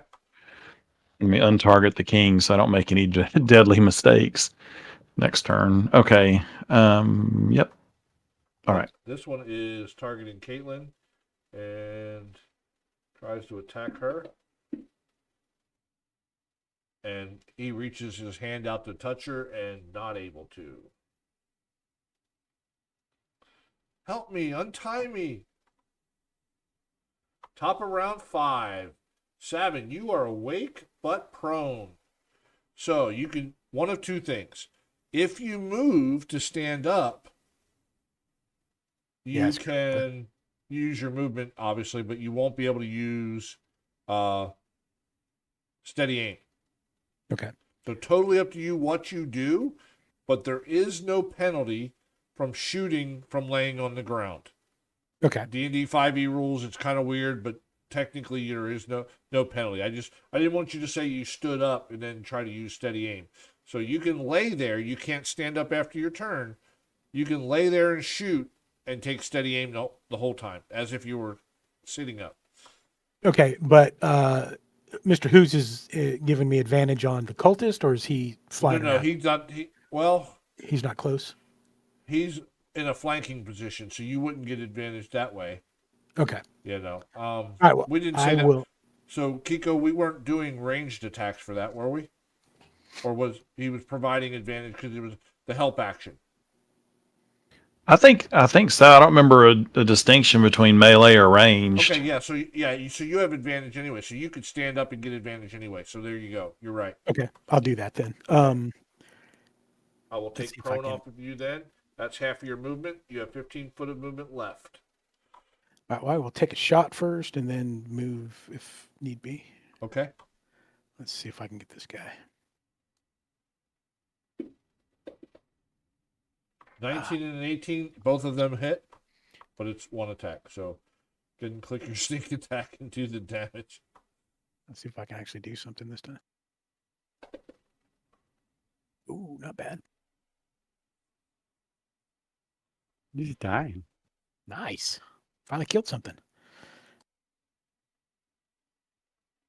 All So right. 15 is the king. Let's see. The king's awake. I think he's currently prone. Double checking. Yeah, the king's prone but awake. Okay, well, I'll go post there, make sure nobody can get to him. So right now, the only danger you see is the one that's standing between Caitlin and Hootie. Okay. All right. I will move to there and in my turn and let Moses go clean him up. Okay. I'm gonna move and I'm gonna stand right in the same spot as Hootie. Oh, he's above you, but that's Like- okay. Yeah. Take that advantage. I think that was intentional. Yeah. It is alarming that illusion continues after the Exactly. Chimera's gone. Yeah. Oh yeah, for sure. The boy is still there and still crying for help. How do you find the off switch? I think the off switch is going to find us. Yeah, probably.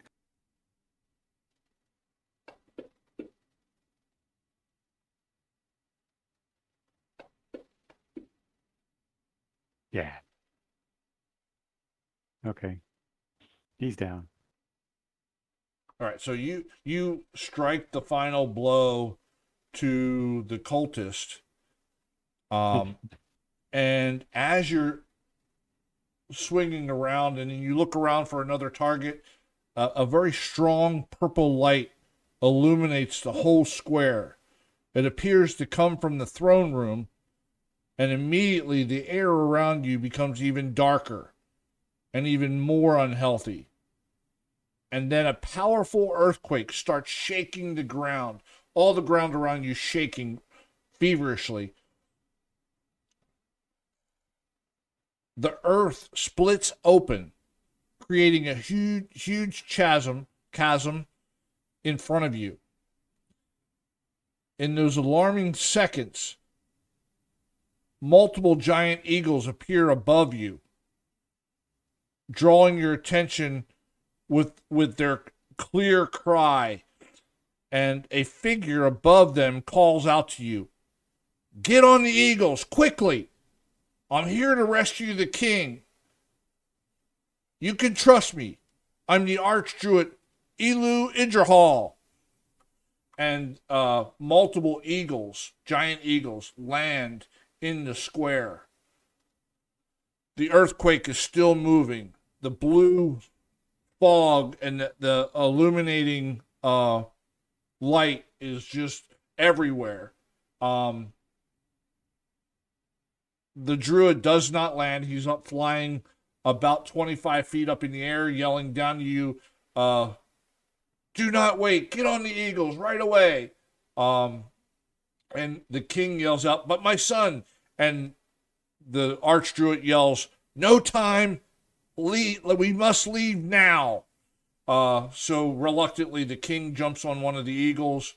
The guards jump on an eagle each. Caitlin jumps on an eagle.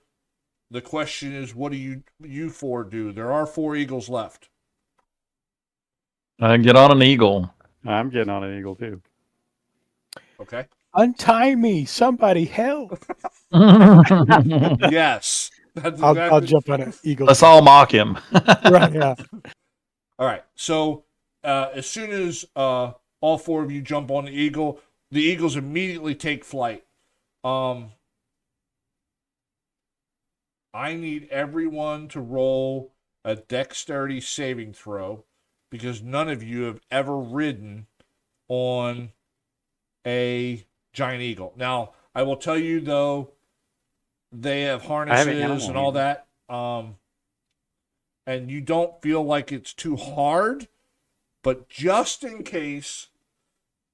No. No, you're Does good. animal handling help at all? No, you're going to have advantage on your dexterity saving throw anyway because you have haste. Okay. But in any case, just give me a dexterity saving throw. And you're all blessed. So, I mean, the chances of failure, like, don't roll a 1. That's really. And then Faye, I need to roll for Faye. Sorry. I say that, now Faye will be the one that fails. Dexterity save. I rolled a flipping 3. Yep, and she passed too as well. All right, yeah. So you can see, I mean, everybody struggled, and that's kind of what I'm trying to portray here. You all have seen eagles before, but you've never ridden on one. It's like, what the heck? And immediately you start taking flight, and they're quick and very, very powerful.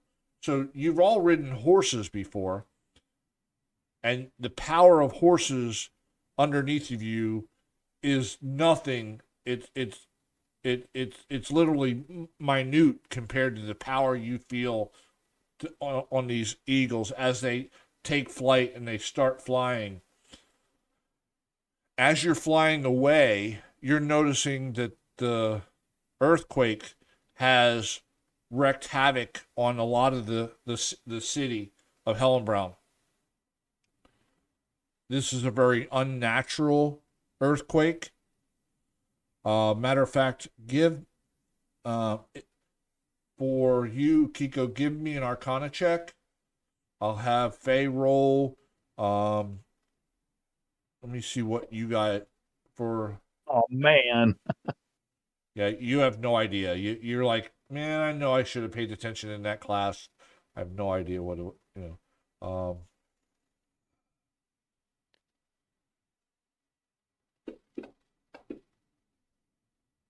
And Faye's like, yeah, no, I have no idea either. Go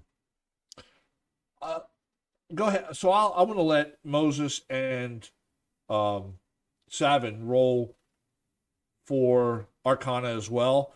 It's a little bit more difficult for you two, but only because you know your spell cap. You can, yeah, no one knows the origin or an idea of where you all know it's some kind of magical thing though. There's no doubt about the way it happened and everything. Something very strange. The Archdruid's not saying much. He's up ahead. He's probably 2 or 3 eagles up ahead, and they're all the eagles are flying very swiftly, almost like in a dash type scenario, and you all can tell you're flying north.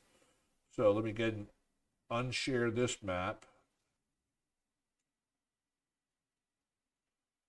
And let's open up map of the kingdom. I'll share that now. Let's go ahead and get you out of combat. You're all out of combat. And you all are flying from Hellenbraun almost due north.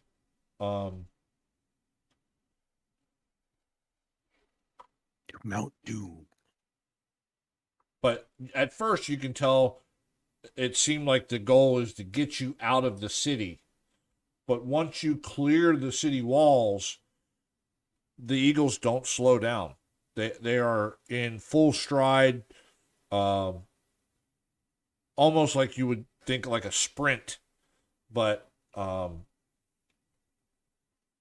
very powerful wings and body. Just, I mean, so you're guessing you're probably flying at maybe 80 feet per turn. Quick. Can we? I'm going to yell out. Where are you taking us? No response. He's far enough ahead that you would probably think that he couldn't hear you anyway with all the wind and everything. And there's no way for you to catch up to him. All the eagles are flying at the same rate of speed, almost in formation. Okay. All right. So what happens? You all. Well, here, let me paste in chat what I read so that you have that. That's what happened. What you saw was multiple giant eagles come down and basically rescue you all. An Archdruid. He said he was Elu Edrahal. You believed him, and he didn't indicate in any way that he wasn't who he said he was. The king didn't question him. He immediately jumped onto the eagle. You know that the king knew who Elu Edrahal was because he met with him in the woods. So you all just made an assumption that it in fact was him, and the king without question left his son behind because the Archdruid said so. That's what you know for sure. So it must have been dire enough for you to get out of that city immediately to live. Okay. That's Well, that's what you would all take out from what just happened. And you're on a beeline flying north, literally flying as fast as they possibly can. do I got time to take a potion? You have time to do whatever. You are out of combat. Matter of fact, you will find out very quickly that the Eagles don't stop. So after the first minute, Moses, you get exhausted because the haste ends, and for the next turn, you're not able to do anything. So you basically just hug the eagle as it's flying, hoping not to fall off, and you're like your exhaustion kicks in from taking that haste potion. So Kiko, go ahead and you can remove that effect from him, and then I will have the bless I also had the- removed. Can we And I do put the a giant short? strength. Oops, sorry. Sorry. We haven't gone an hour yet, but yes, Okay, you're basically doing a short rest at this point. You're flying and you're not in combat at all. So bear with me here. Let me take off the bless because I'm just removing effects that no longer matter or no longer can matter. Matter of fact, that's only for. Just go down everybody, make sure that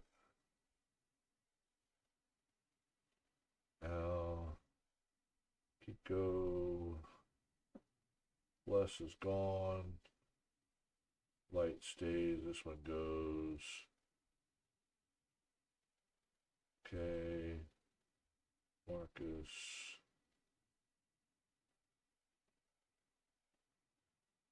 I think that's everybody. Oh, wait a minute. The guard's not prone.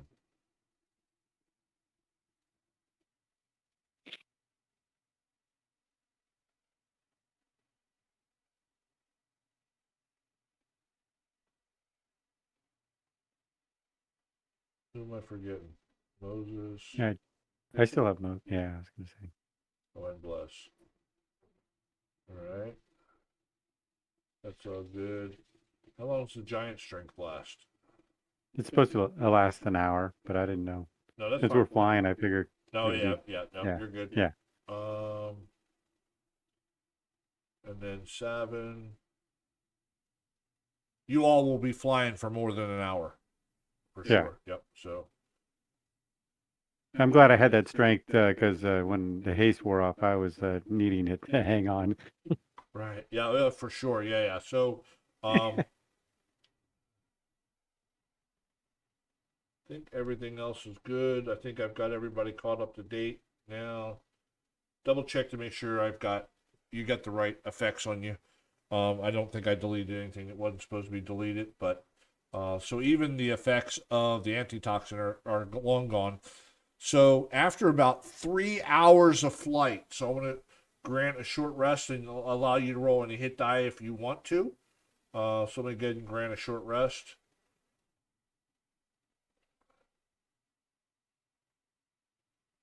So you're in flight for 3 hours straight, flying as fast as they possibly can.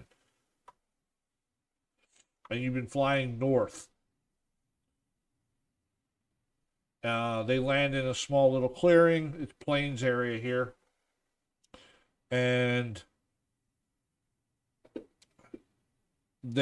once they land, you see the guards jump off their backs. It looks like they're just taking a short rest. And then the Caitlin says,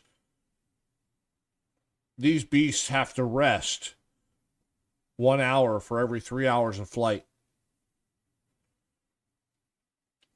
I have a friend that has flown one of these things in battle before, and they told me that they can only fly for 3 hours at a time. 1 hour rest as it goes. So, and you see the eagles are, pecking at the ground, that kind of stuff, just relaxing, basically walking around, but not flying anywhere.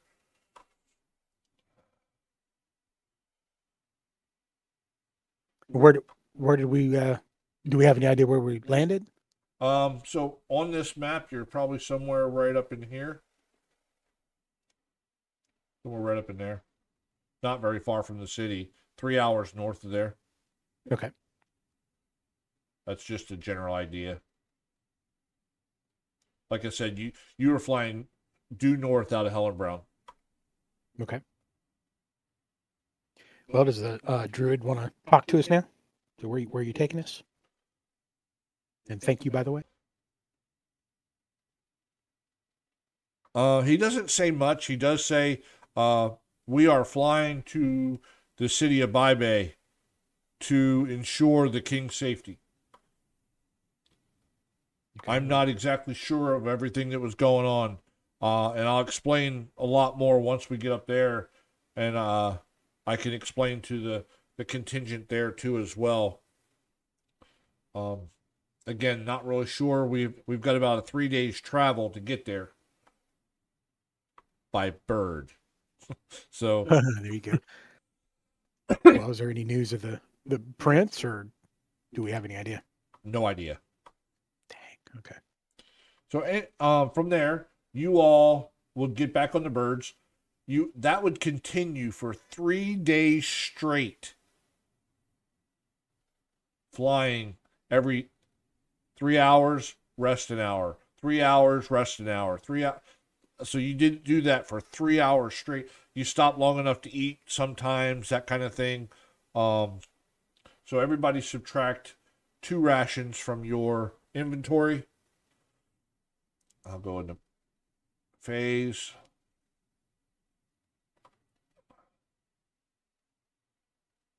Maybe, if I can find them.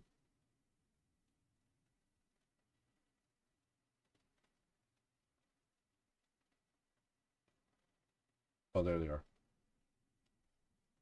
You said 2 days? Yeah, 2 rations. You have to subtract 2 rations.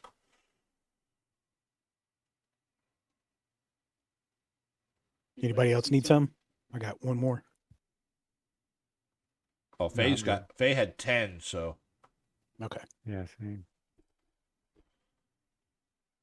But yeah, you all didn't camp or nothing. You just constant flight. I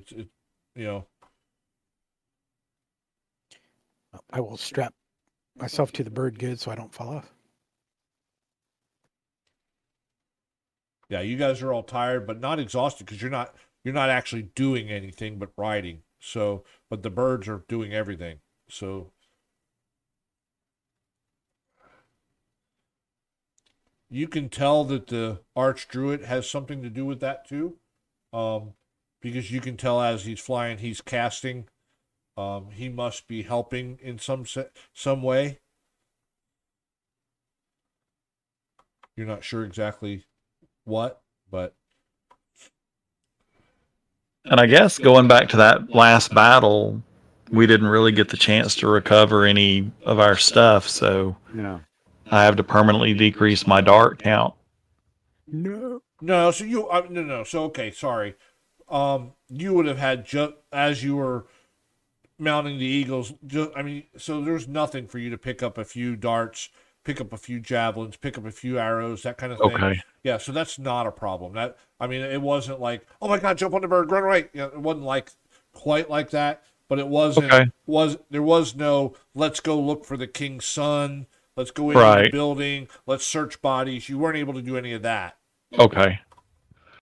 But recovering your equipment, you would just be doing that automatically as you're looking around. That kind of thing. Yeah. So yeah, that's not a problem. I don't have a problem with you recovering your items. But there was no searching. There was no let's investigate to find out what's going on here. None of that was able to happen. Okay. What you do know is that you were flying north, and now that you also know started heading a little bit northwest toward the city of Baibei. You know it's a 3-day travel. You're flying by Eagle and basically flying for 3 hours, resting an hour, flying 3 hours, resting an hour. You are extremely tired, but not exhausted because you're not actually doing anything when you get there. So let me go ahead and start.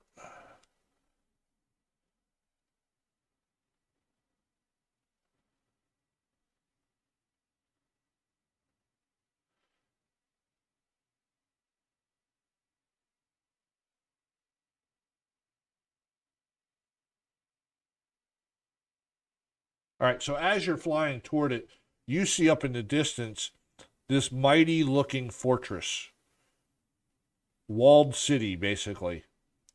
In the flight, you would find out from the king that it is ruled by Lord Margrave Harmond II. He was a warrior and a friend to the king. He considers him a friend. Again, during the travel, Elu Idrahal did not address many things to you all. I mean, he was doing pleasantries. He wasn't ignoring you all or nothing like that. But he didn't have much information to provide, is what I'm getting at. He did state though that he intends to explain. He intends to explain many of the mysteries of what happened, but he wants to do that at one time with the king and everybody all in one place.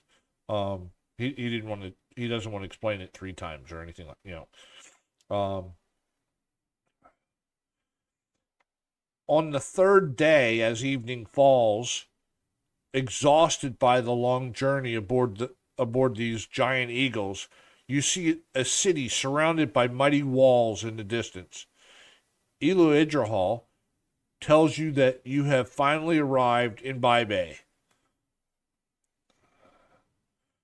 The giant eagles land in this large square on the northern portion of the city, inside the walls, of course.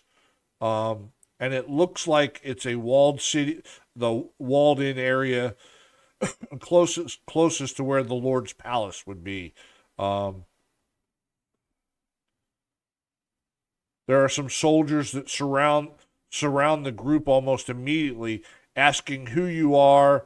But as soon as the king and the druid identify themselves, their attitudes just completely change. They become very polite and very obedient.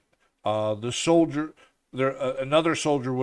would have immediately ran off to tell Lord Margrave of your all's arrival. Again, this is a massive walled city. It's more of a fortress than a city, but it's a city nonetheless.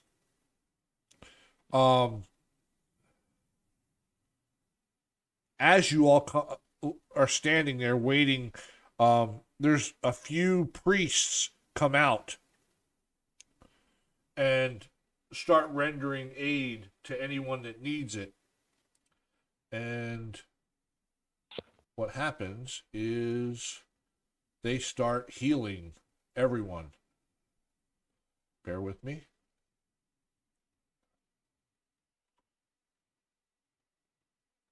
Would we be okay from the days of rest? Right, yeah. So you have not gotten the effects of a long rest yet. However, you've got the equivalent of many short rests, and because you weren't doing any activities at all, you're not in an exhausted state, even though it's been 3 days. Yeah. Yep. So the only reason why you're not exhausted is because you weren't walking. You were literally doing nothing. You think that had you been walking, you would be exhausted. You're extremely tired, but not to the point of exhaustion. So fix some of I guess if we fell asleep on the Eagles, that we would have been in big trouble. and you That's what I kinda- was saying. I I strapped mean, myself to it. You all were able to doze off here and there, but not enough to get a long rest. So I mean, it would have woke you up. I mean, so you may have got an hour here, an hour there, that kind of thing. But Right.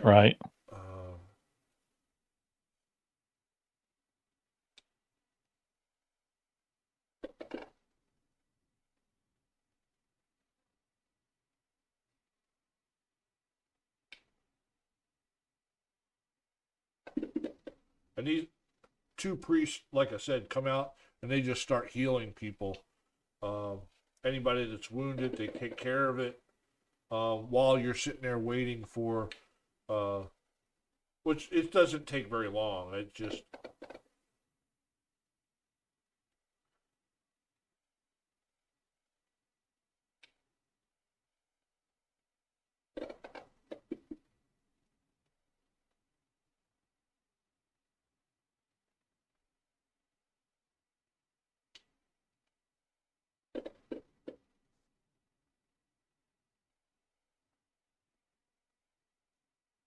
think I got everybody. Oh no, there's one more.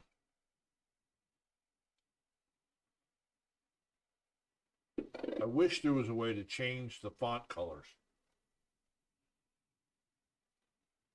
on the themes. I wish you could change the fonts, but you can't. So on this particular font, it puts like I think it's green, a green font in the wounds. Well, I can't see the number at all with this theme. So I see that there's something there, but I can't see the number, and it makes it very difficult for me. I've got Yeah. I'm colorblind, so because of that, I can't see it. So I wish I could change the color back to like black or something where of something I can see. But I have not found any way to do that. So I keep looking for different themes that are colorblind friendly, and there's not many. Anyway, so these priests come out. They help set mend you all as you're standing there, and then they would scurry off as they finished. Then you see this imposing man wearing full armor and a blue cloak. He swiftly crosses the square and stands in front of Belladar. After a brief glance, he bursts into laughter and hugs the king. Immediately afterwards, he turns to you all. He goes, I don't know your names, but if you're in the company of this man and have helped him get here, then let me thank you. I am Margrave Harmon II, and I'll be glad to host you all. Post that in the chat. He then accompanies you all into the palace. As you come in, you're basically ushered off into your quarters. You're immediately offered refreshments, those types of things. Very lavish accommodations. So if you was to consider this like an inn, it would be the highest rated inn that you've ever seen, that kind of thing. Very, very, very lavish location. The food, the drink, everything is really high quality and plenty of it.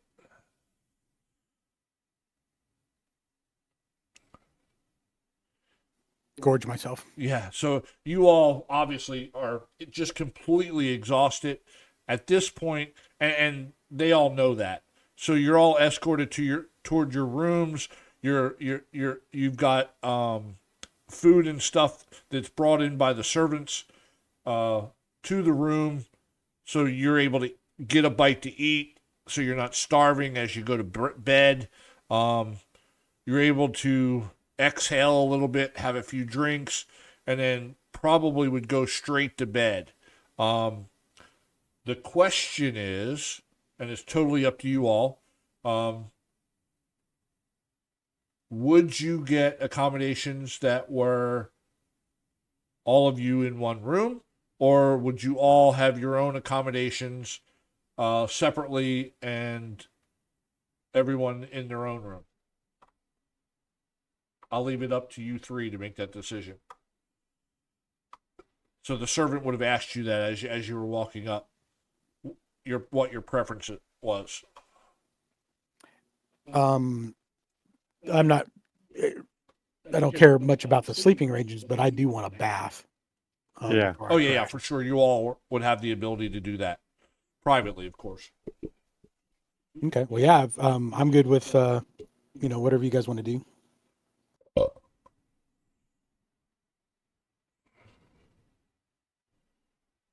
That seems like a safe place. We could Yeah. Let's do have our own separate. rooms. Yeah. Let's do that. Yeah. Hmm.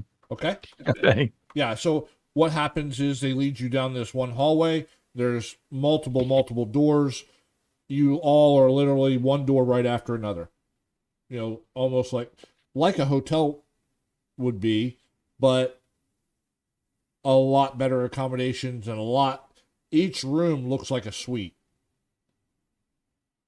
even separately. The servants still bring in the food to each room. There's wine and ale in each of the rooms already. It looks like they were expecting you, but they weren't. So it's almost like as the guard fetched the Lord, the servants immediately started preparing quarters. Or maybe the Lord had said to them, prepare the quarters, I'm going to go out and arrive the guests. That kind of thing. So when you got to the room, the bed was turned down. All the fresh ale was there. Wine was topped off there. And then shortly thereafter, there was a tray full of meat and cheeses and stuff to eat was brought in. That kind of thing. I will eat the mint on my pillow first. Yes, they're Andes mints, wrapped in the little yeah, green totally. wrappers. I'll eat Yeah. two. Yeah. Yeah. No, but anyway, that's the kind of to paint the scene, so to speak, of where you're at and what's going on.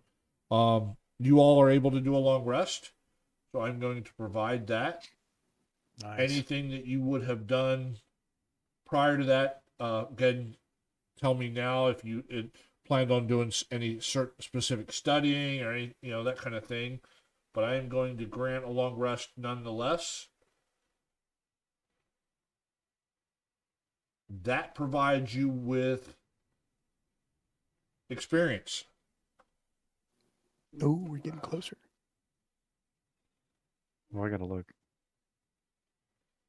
I'm messing with my screen here. What did I? So close.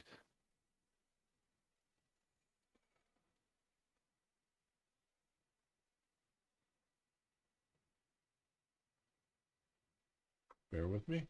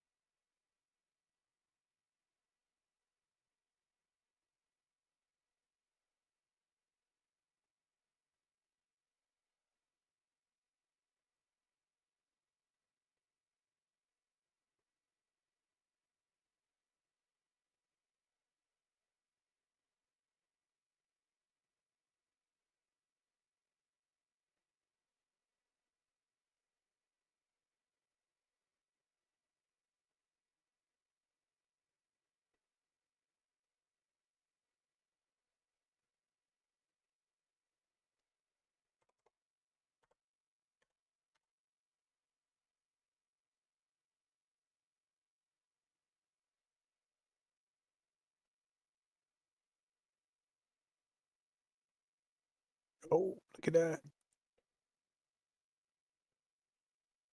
Oh wow. All right. So after your gauntlet of fun, you get your long rest, and you are now to a point where you can level up to level 6. Awesome. Very good. Huh, cool. Wonder if I got any good stuff on 6. Probably not, though. I think I wait till 9th before any of the other good stuff kicks in.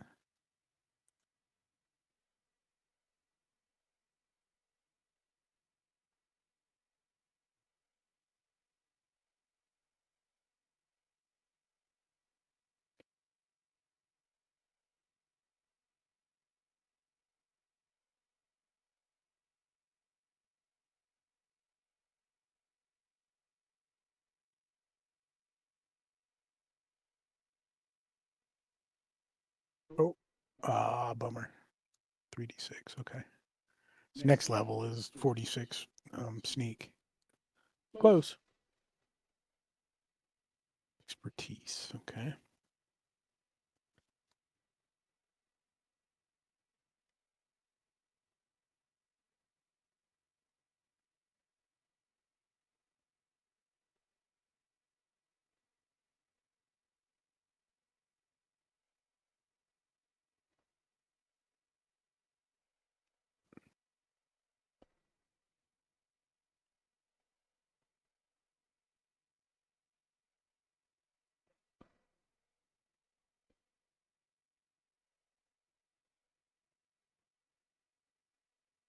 Cool. All right. Well, nothing fancy for me anyway.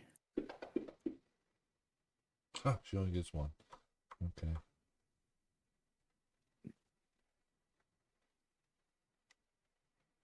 I was thinking of multi-classing.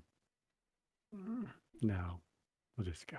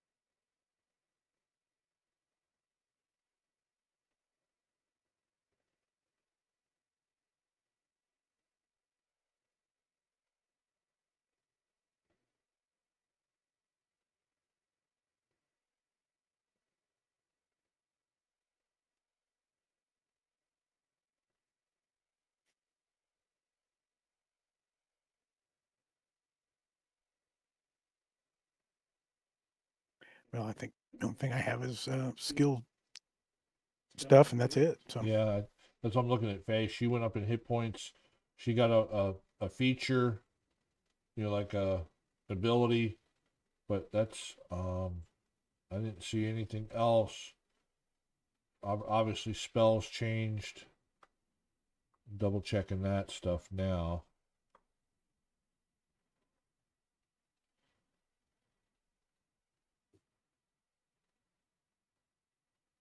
Oh, she went up in the number of coven points she has too, so I gotta fix that. Hold on. Actions tab. Healer's kit, coven points. Unlock.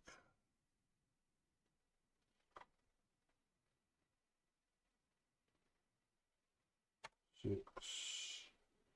What else happens for her? Ah, she goes up in the number of cantrips too. No. No, she does not.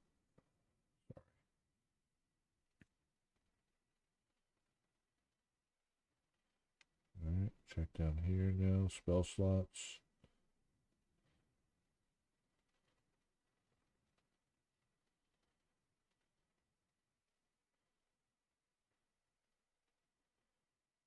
What I always forget is that the spells known and all that's a pain. Try to remember all that.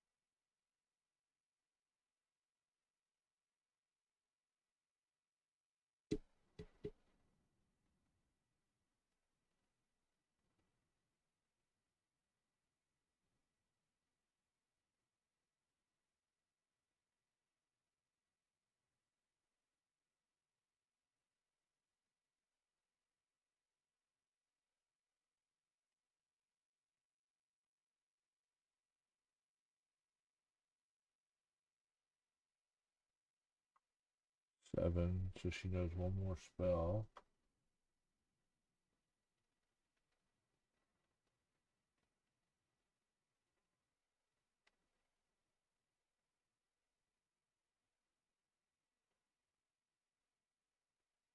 Alright, that worked.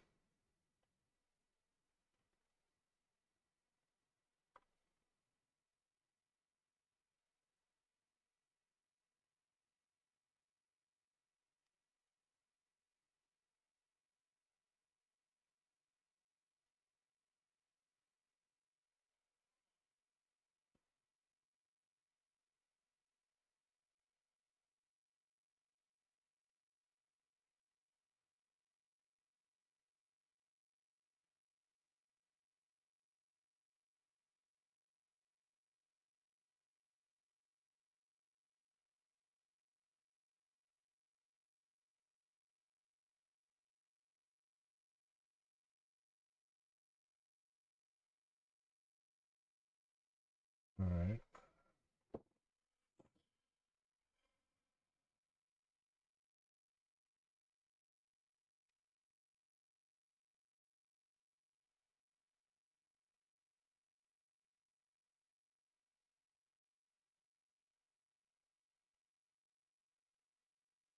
We still streaming? Yes. Okay. Hold on. I'll put this as be right back.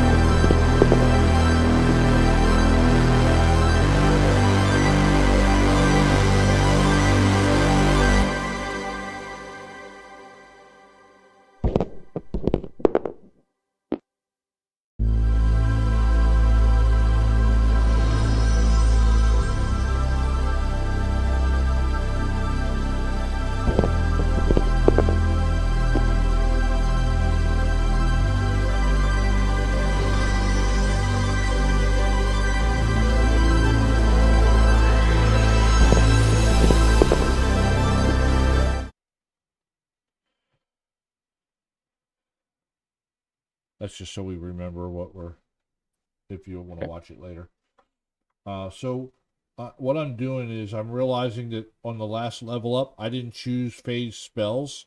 I was going to let her do that, but that just meant that we just went through all those battles without any third level spells for her. I was wondering, like, I got third level spell slots, but I didn't have those third level spells. I'm like, what the heck? And then I remembered I was supposed to pick those last time, and I did not. So, anyway, here we are. So this time she picked third level spells, Haste and Lehman's Tiny Hut. Nice. She switched out Hold Person for invisibility.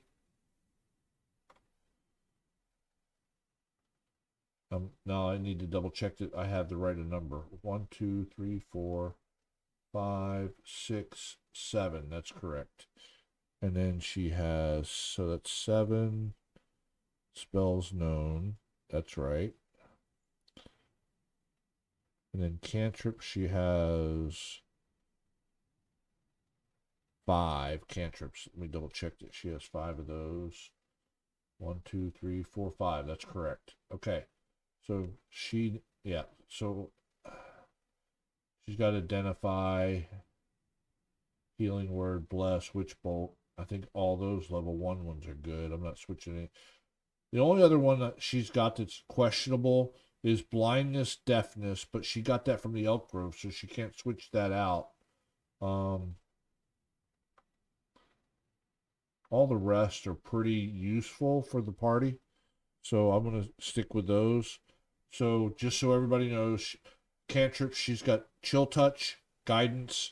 I need to remember to give guidance out when you're doing checks, that kind of thing. She's got message, produce flame, and shocking grasp as her cantrips. All pretty decent cantrips. First level spells, she's got bless, healing word, that's a bonus action. Hex, which is also a bonus action. Identify, and witch bolt. 1, 2, 3, Sweet. 4, 5, 6, 7. That's correct. Okay, so yeah, so and then second level spell, she's got blindness, deafness, invisibility, and prayer of healing. And then third level spell, she's got haste and Lehman's Tiny Hut. So she'll probably be saving a third level spell for each evening for you all to have a place to sleep. Yeah, that hut is a cool spell. Right. When you're out and about anyway. So I think of the ones that she had to choose from, those are pretty close to what she would want. If she comes back, I'll let her switch all those out. I just no other. I have to have her character at least have the spells of that equivalent level. Otherwise, we're gonna be hurting. You know. Right. Well, haste will be huge. So That was a nice spell. I could get 2 attacks like everybody else for once. Mhm. So the only thing is on third level spells, she does have access to mass healing word. So I'm not sure about that. Mass healing word would be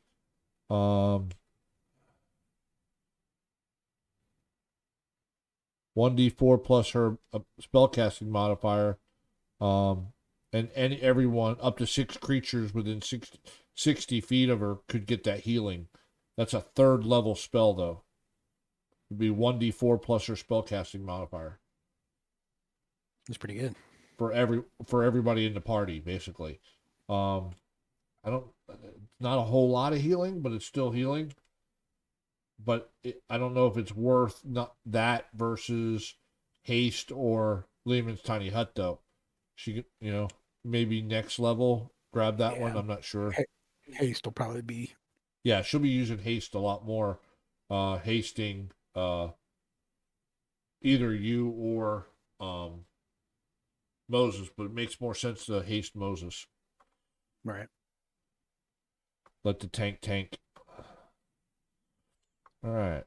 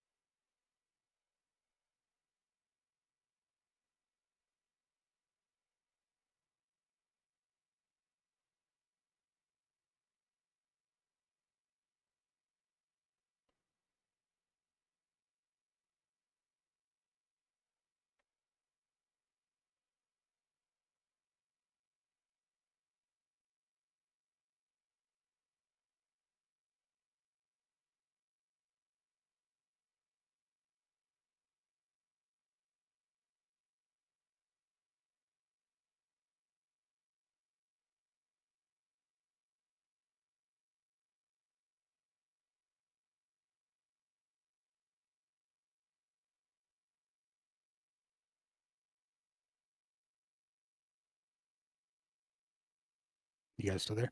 We are. Yeah. Validating real quick. Modifier. Oh, okay. Yeah, I'm still trying to pick my spell. Yeah. I guess I get multiple. I forget that I learn, I mean, I have an extra third slot, but every time I think I go up a level, You get. there's a rule that, Yep. you get a certain number. I always forget that. I have to look it up every single time. I think it's in my notes. Let me see. I think I did put it in there. I always make an actual entry that says spell slot or spells known or something. I forget what anyway, that way I can increase that number, and I say, okay, I need 7 or whatever plus, whatever. So you actually scribe them in your book though, because you're a wizard, right? Yeah.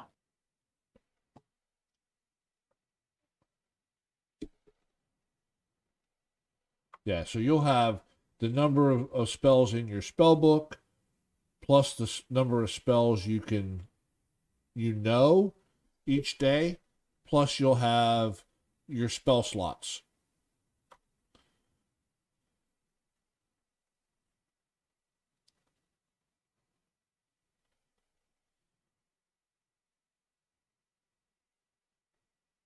Oh, so let me share this too. This is a picture of Lord Margrave that you just...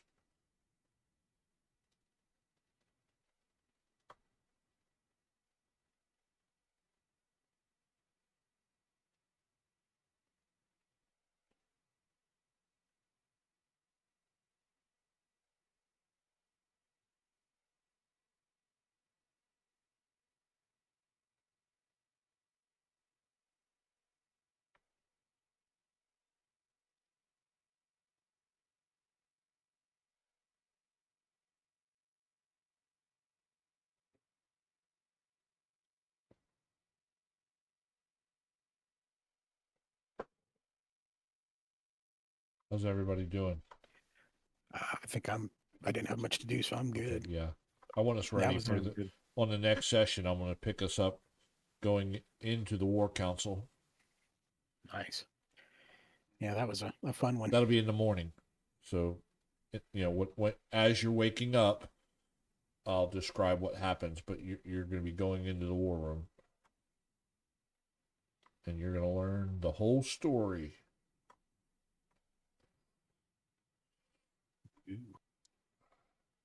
Little cliffhanger there. Awesome. Well, that was. I think I've got Faye ready too. I don't think I forgot anything.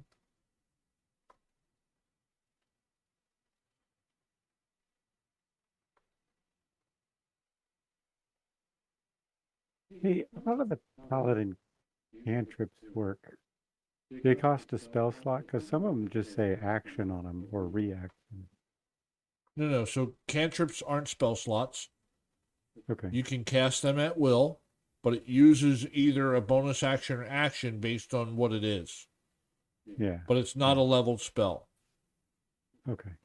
So I don't know how many cantrips you're allowed to know, but yeah, you would cast them without any giving up any resource other than your action or bonus action. It's weird because I got a bunch of them in here now, and I didn't have cantrips before, but they're all paladin this, paladin that. Hold on, let me. I'll pull your. It's like abjure enemy. And I don't even think in the player's handbook, I was looking at that, it doesn't even have cantrips listed. It only has the level 1s and the level 2s. Hold on, let me look.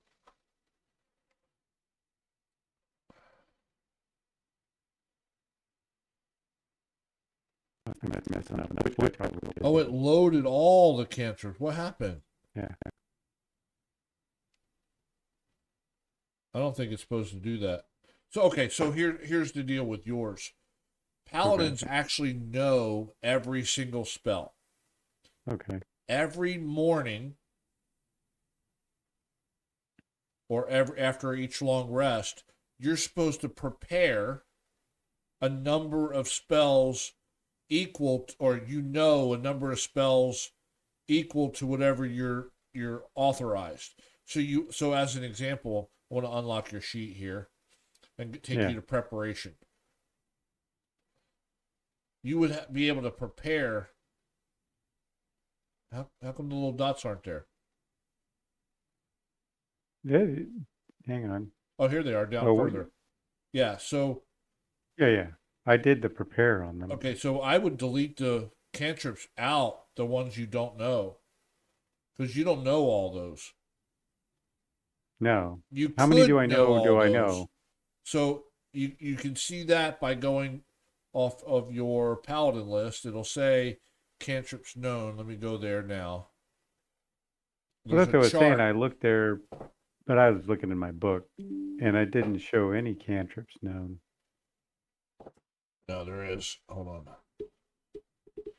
This is under spellcasting. Yeah, is that under? I was looking just in the player can't book at the chart, so.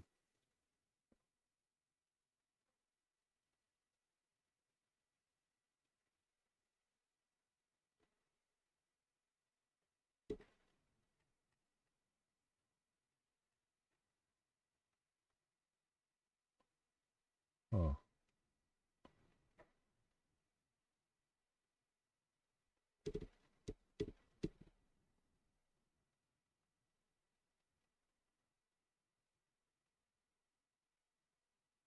Spellcasting. Why doesn't say anything about cantrips?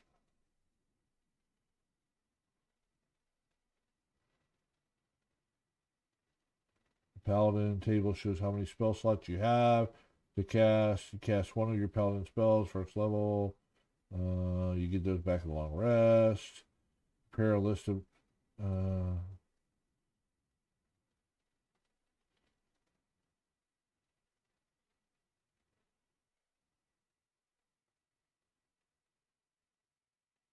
you can change your list of prepared spells as you finish each long rest.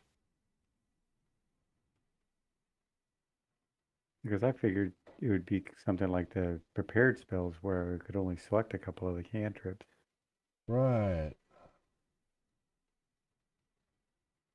I could have swore it had a list of how many cantrips you're supposed to know.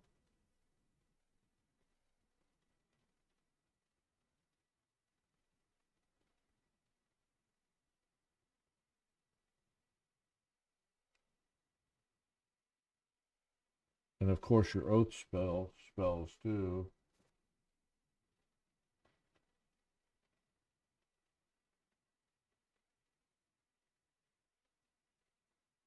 Yeah, because my first and second level spells didn't change. It just got all those cantrips when I did this.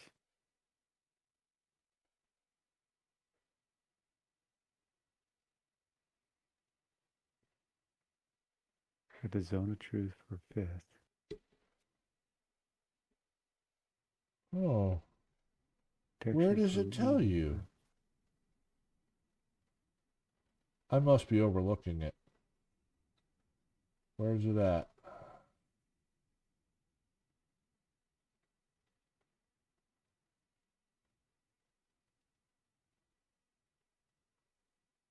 Huh. I'm Googling it. I don't. Why isn't it there?